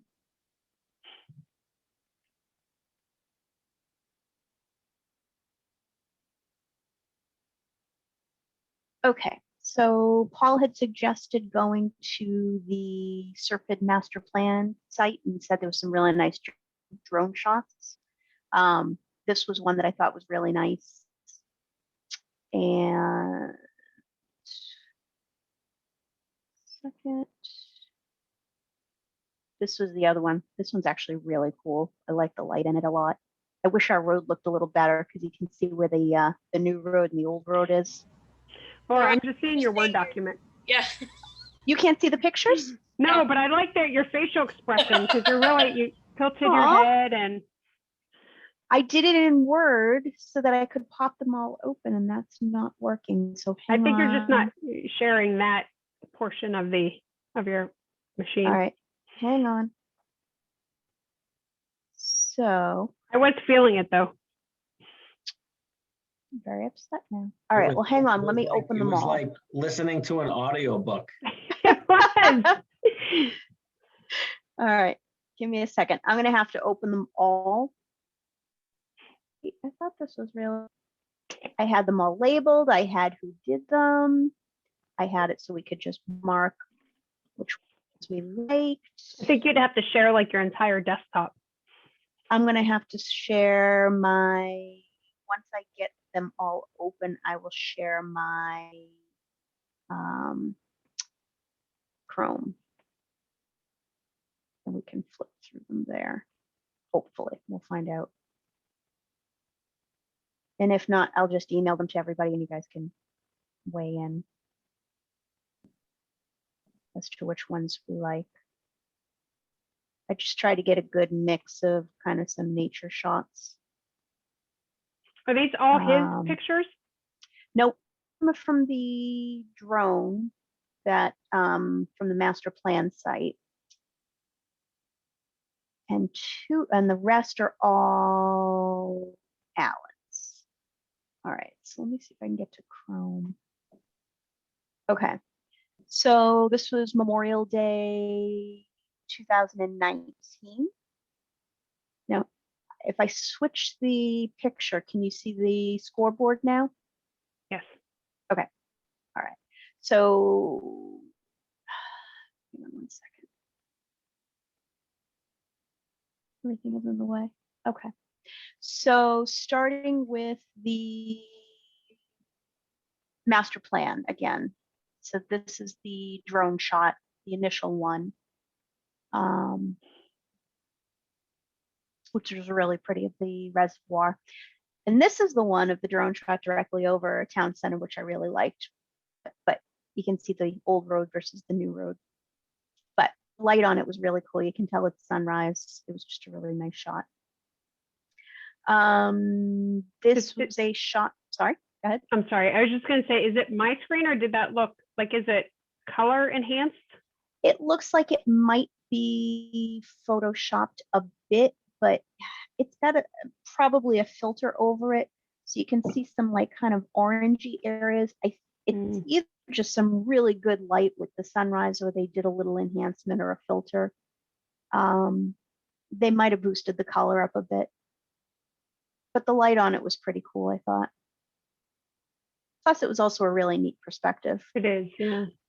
Okay, this is the reservoir. Hang on, because they all had different. So this first one is Chartley Pond. Which always has fog over it. Yep. This is. Oh, I like that one. Barrowsville Pond in the winter.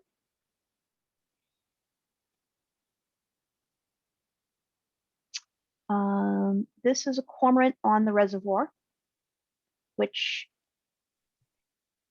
I got a couple of wildlife shots in here just because I thought they were really cool, but you know, it doesn't necessarily scream Norton.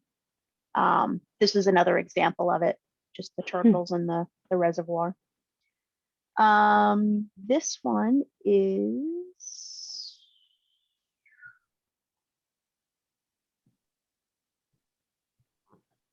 Meadowbrook Pond,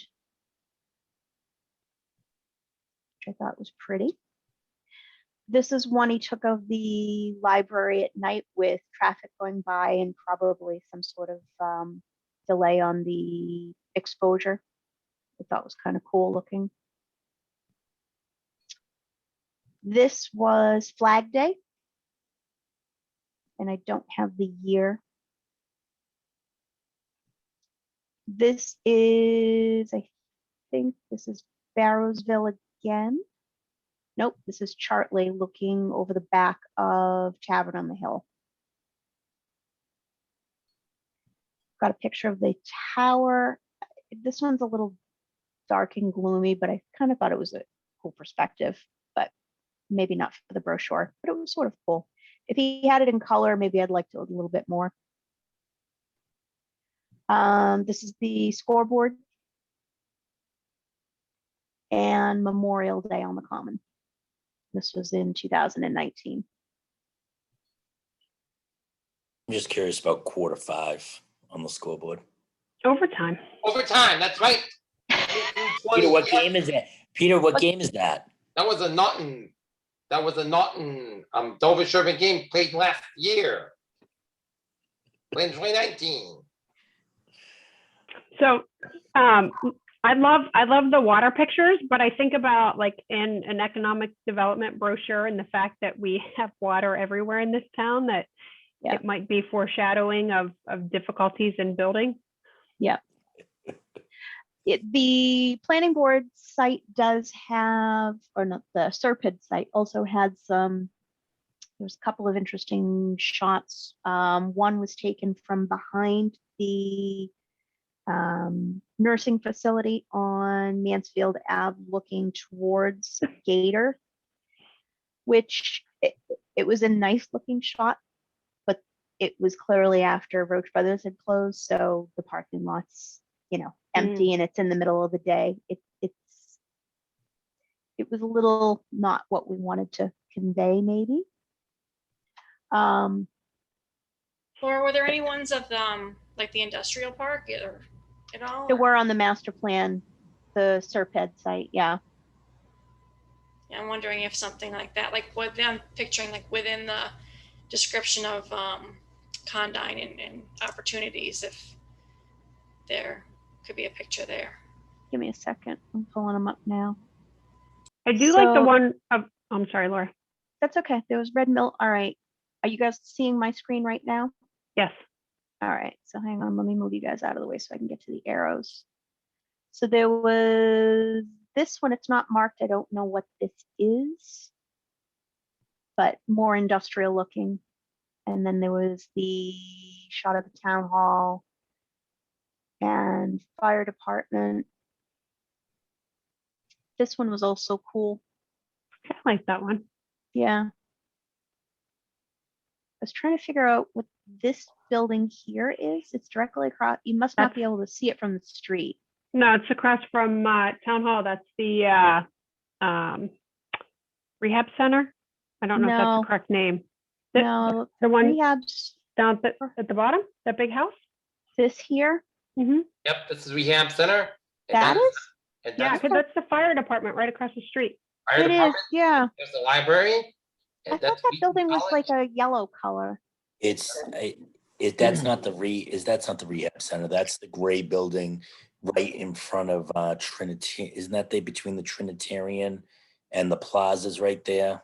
No, that's right across. No, that's the plaza's rehab. Here. That's the plaza. That's the church Okay, in so front of yeah, it. it's got to be the rehab center. Rehab center. Isn't the rehab center Yellow. building yellow? This might be an old picture. Maybe they painted it yellow after. I don't know.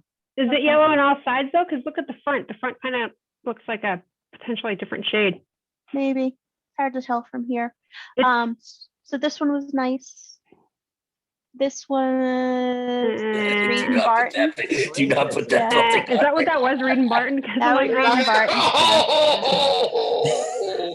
Yeah. Middle school, which I had no idea there was water behind all those trees.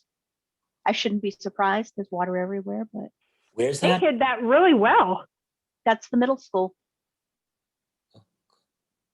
Hang on. That's Roach Brothers. Yep. Yep. Looking from the other direction. That's actually not awful because it's nighttime. Yep. It is, but you can see all the cars over at the gym. That's right, right over to the gym. See, and I see all the cars at Fiesta. Margaritas. Could be. It is Cinco de Mayo. Yeah. This is the one that's the chateau. Yep, that's the chateau. That's the chateau, and that's Lake Winnicott, and that's Bay Road. Winnicott. That's the where I grew up for the first 20 years on Bay Road, not too far from here. Right? This is where Home Plate and Norton Media Center is, and you can see Home a Plate few and other. Media Center is, and that's not, and that's this is Sun Market, And then I don't know what this is. I'm assuming this looks like it might be Horizon Beverage over Horizon here. Beverage. Yep, that's right, Horizon Beverage, and that's an island. That's Penske, and that's the weather station. Boy, I'm showing you a lot of stuff today. And then this is we're back at the beginning again. So this is the shot from behind the nursing facility looking at the reservoir at Gator Plaza. I see what you mean by the parking, but I don't know that anyone else would notice that. Yeah, I know. It was just more of a, it's a Surprised there's not more that captures a little bit, at least a little bit of the Wheaton College buildings. Because I think that the college students being in the area is kind of a selling point, I would think, for some businesses, right? Oh, what was that? Which That one? iron water. That. Laura, Yeah, that's not a. go to that white building. That's the highway department building behind the town hall. Yes. Okay. Yep. You're right. Because it's over. It's there. Yeah. Okay. This one's nice. Yeah, this one has Wheaton. I don't think, is that that is can't the make new it out. building too, isn't it? That is right there. The new dorms. Yeah. I mean, you can't tell very much that it's Wheaton, but it has, if you know where it is, you know what we're looking at. Yeah. Right. You know, the church steeples off in the distance are kind of quaint looking. Mm-hmm. Gives you a feel for the town. I do like that shot though. I do too. I like the shot, and I do like I like that evening Roach Brothers one. And I don't know why we keep calling it Roach Brothers. That one?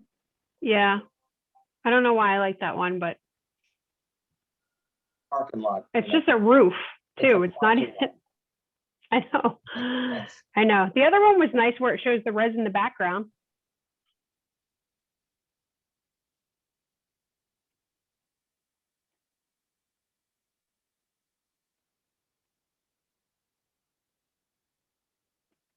Yeah.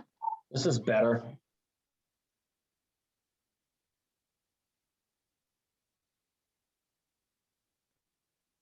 I kind of like that one. It's a little bit of everything.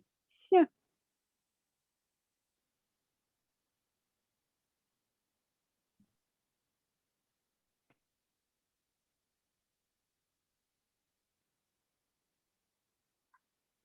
All right, so I guess Sandy can take her pick from, these are all as long as Paul can get the okay to use them. We should have enough here.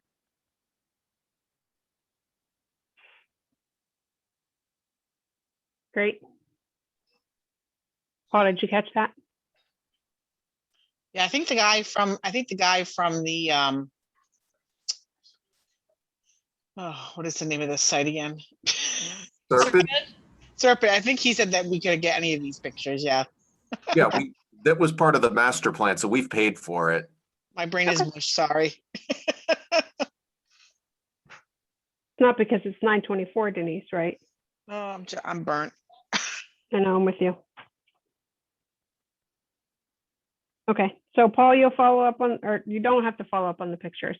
We can just use the pictures. Yeah, we're fine. Okay. Is there a way, like, can we just download them from the website, or is it something that you have in a file to I provide to don't Sandy? have them, but I can ask them for it. Okay. And then Sandy, you can flip those to your friends and we'll flip the content back to the EDC. Yep, that sounds good. Okay, anything else on the business guide? Okay, the next item, Paul, an update on the Elm Street grants and how we potentially can assist with those. Just sorry, one quick thing on the business guide. So Sandy, if you're sending your version to your friend to put into a brochure format, do you have the comments from Sharon and are those incorporated into what you had as red lines? I did, yeah, but I'm gonna send this around one more time just because I mean, I just pulled a bunch of stuff out. But I think others need to kind of weigh in on that.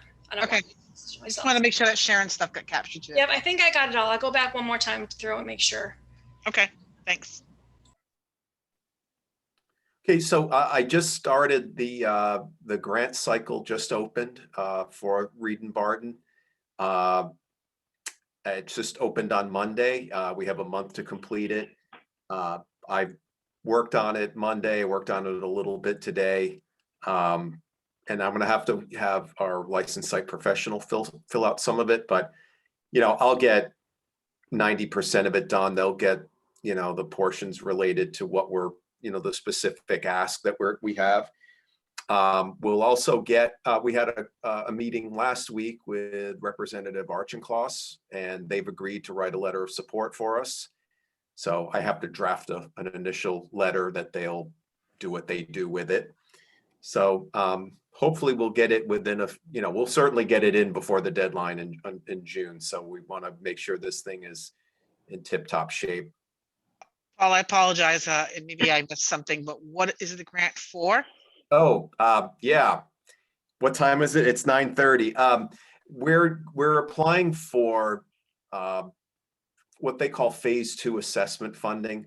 So we 2 years ago got an award from the state to do phase 1, and but this will give the full picture of what's going on. So phase 1, the wells, the monitoring wells were shallow. Phase 2, they will be deeper. I'm not an environmental consultant, but I know they'll be deeper and wider to help capture what's going on. So, and then they'll also have a plan to how to remediate whatever's there. So this will be real important because this will tell everybody what the risk is as far as contaminants with the site. So we need to, this would be a big milestone if we're able to get this. And just so I'm clear, we still don't need to take ownership of the property to get the funding. Correct. We do not. Okay. Paul, did Representative Auchincloss, didn't he have some ideas possibly on did you touch base with him about the American Rescue Act? I know there was some things that he said he might be able to find some funding for that as well. Yeah, we haven't followed up with it, but they did say that it probably wouldn't be till next fiscal year, since a lot is tied up right now with immediate recovery types of actions for funding. I thought that was okay. The other thing, just for the group on that call, one of the things, so for this year's appropriations, they've talked about focusing on wells, improvements to wells 4, 5, and 6, and the congressman's office decided to pick those up. However, he did say that we explained the situation, Paul and Mike explained the situation of the site, and said that this would definitely interest him in next year's appropriations for funding, for additional funding for that site. So yeah, it was a very positive conversation. He understood the concerns, and he understood the situation of limited money with the EPA. So. And Michael, if I can just clarify your reference to wells 4, 5, and 6, those are drinking wells through the Water and Sewer Department, not the wells Paul was talking about for monitoring at Reed and Barton. Thank you very much for that clarification. Late. And you are right. It would be for the water department's public drinking wells. The representative also said that he plans on at some point this year giving a tour of his region to developers, and he would make a stop. They would make a stop at Reed and Barton because he has plenty of other sites that are. I thought it was in general of the town of Norton, but oh yeah, but Reed and Barton being one of them, right? Yeah, yeah. Any other grants, Paul? Is that the only one right now that's on the table or near future? That's it for now. Okay. Yeah. Is there anything that we can do to help in the next 20-something days? No, I just need to be able to block off time. And, I've got quite a bit of it done for a first cut. I need to make sure that, again, that CEC gets their part in, and then just go back and make sure everything is clear and accurate. So it's just time, but we'll get it done. This is a state grant, right? You're saying, Paul? Yeah. Mm-hmm. Okay. And is it for the brownfield grant? Is that what this is? It is. Okay. It is. It's through the mass development brownfield. Okay.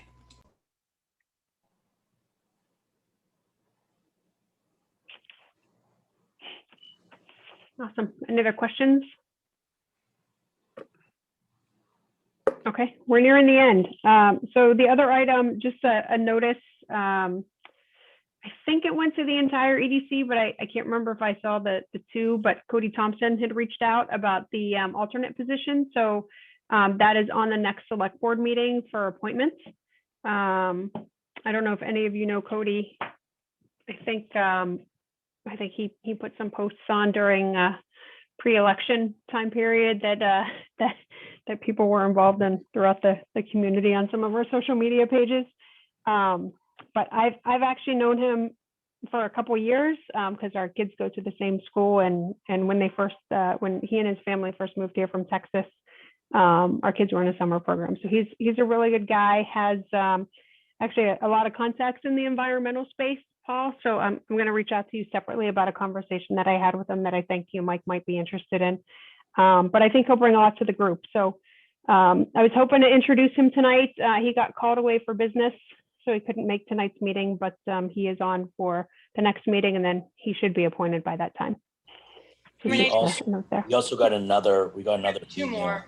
I think we got two, right? Yeah. So we got two more with one position. The one I just saw the email address come in. I didn't see a name attached to it. Does somebody want to reach out to those folks and just have a conversation on what the EDC is? And we only have one position left, but they're always available to join the meeting. Yeah, I can do that. But what are we?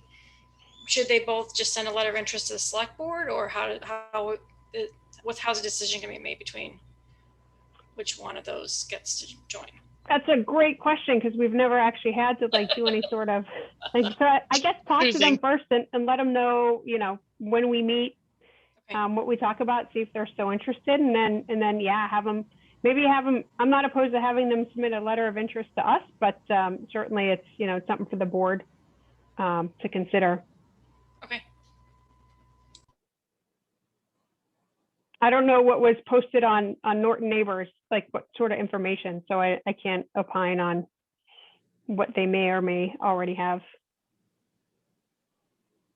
I was just blown away. You tell people that their position's open, and we've got several letters. So I know, I think Laura was responding. Did Laura, you the one that posted that? So maybe you can explain. Yeah, we just, at that point, Cody had already thrown his hat in the ring. So I just said there is a alternate position, singular, available on the EDC if anybody was interested. Good job. Yeah, perfect. Phrase or anything. But. Did you hit any other boards or committees up, Laura, or just the EDC? What do you mean, hit them up? Did you mention any others? Any other vacancies on that? I was going to say you should advertise some other ones because they all need some spots. Well, then they all need a Facebook page. Right. Well, we talked about this at one of our recent meetings, one of the recent board meetings, about how do we get the information out there, right? Like, because we mentioned doing it at town meeting, because the one year that Joe Fernandez did it, I think he got like 10 people interested in 2 positions on the planning board. Right. So it's, I mean, you know, to your point, you put a note out there and people know about it, and all of a sudden you get some interest. And I think that's our failure there in not getting the comms out. It doesn't really take much more than, because on the Invest In site, I had to post it as myself. You can't post as a group on their page. But it's certainly easy enough. The chairs from anybody who's got chairs from groups who've got an opening should be able to do the same thing. Mm-hmm. Yeah, I don't think all the other committees have as much luck. I mean, we've put out water sewer openings. Yeah. I know Jack has put that out there many times. And you don't get a whole lot of interest. So it all depends on the board and committee, I think, too. Yeah. Everybody wants to come here. Right. It's the place We're to be. about money and margaritas. Okay. I didn't see any meeting minutes go through, and I haven't had time to put any notes together. So I think we'll just add another date for the next meeting, and eventually we might have to have a whole meeting just on the approval of meeting minutes. Yeah. So Renee, Michael's shaking his head. I do have a few of them, but I'm having a hard time with the Dropbox. Maybe you can coach me through it at some point. Okay. Sure. Yeah, we can plan to do that. And I don't know, did you guys have a recording for the last meeting? Did that get posted on Norton Media Center? I do have a recording. Do you want me to send that to I lost. Send it to who? You cut out on me. to Shane or Jason? Jason. Jason. Yeah. Okay. And he'll download it. He'll download it from Zoom and then just put it right up there. And then you can delete it off of your account. Okay. Thank you. Do you have his email, Sandy? Yeah, I've had a Zoom from pre-COVID. So. No. Do you have Jason's email? Oh, do I have his email? I thought you said, do I have his Zoom? Yeah, I do. I do have Jason's email. Okay. Cool. Thank you. Okay. Any other business that may not have been reasonably anticipated 48 hours ago? Okay. Fantastic. Well, thank you guys for your time tonight.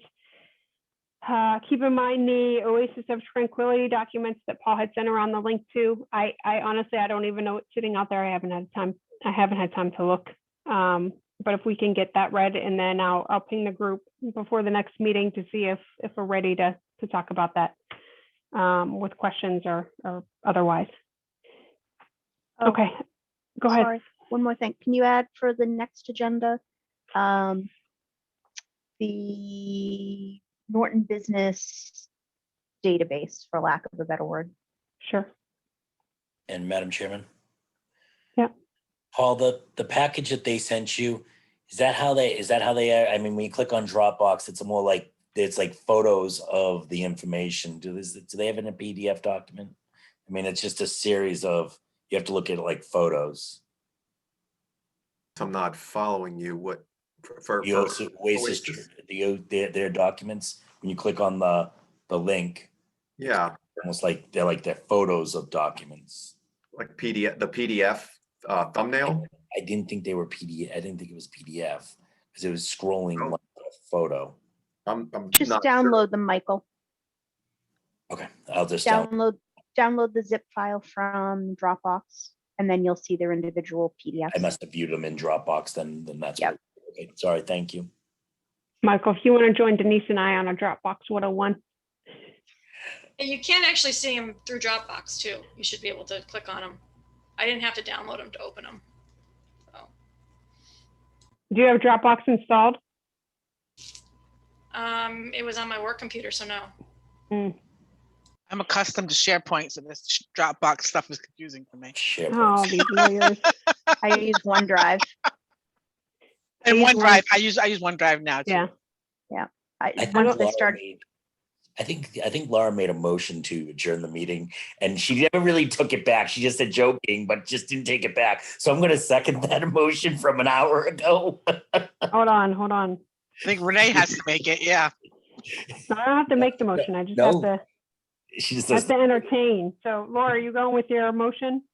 I motion to adjourn. Okay, Michael, you're seconding. I almost seconded it an hour ago. Okay, roll call. Laura, Yes. Sandy, Yes. Denise. Denise, All right, I was muted. Yes, yes.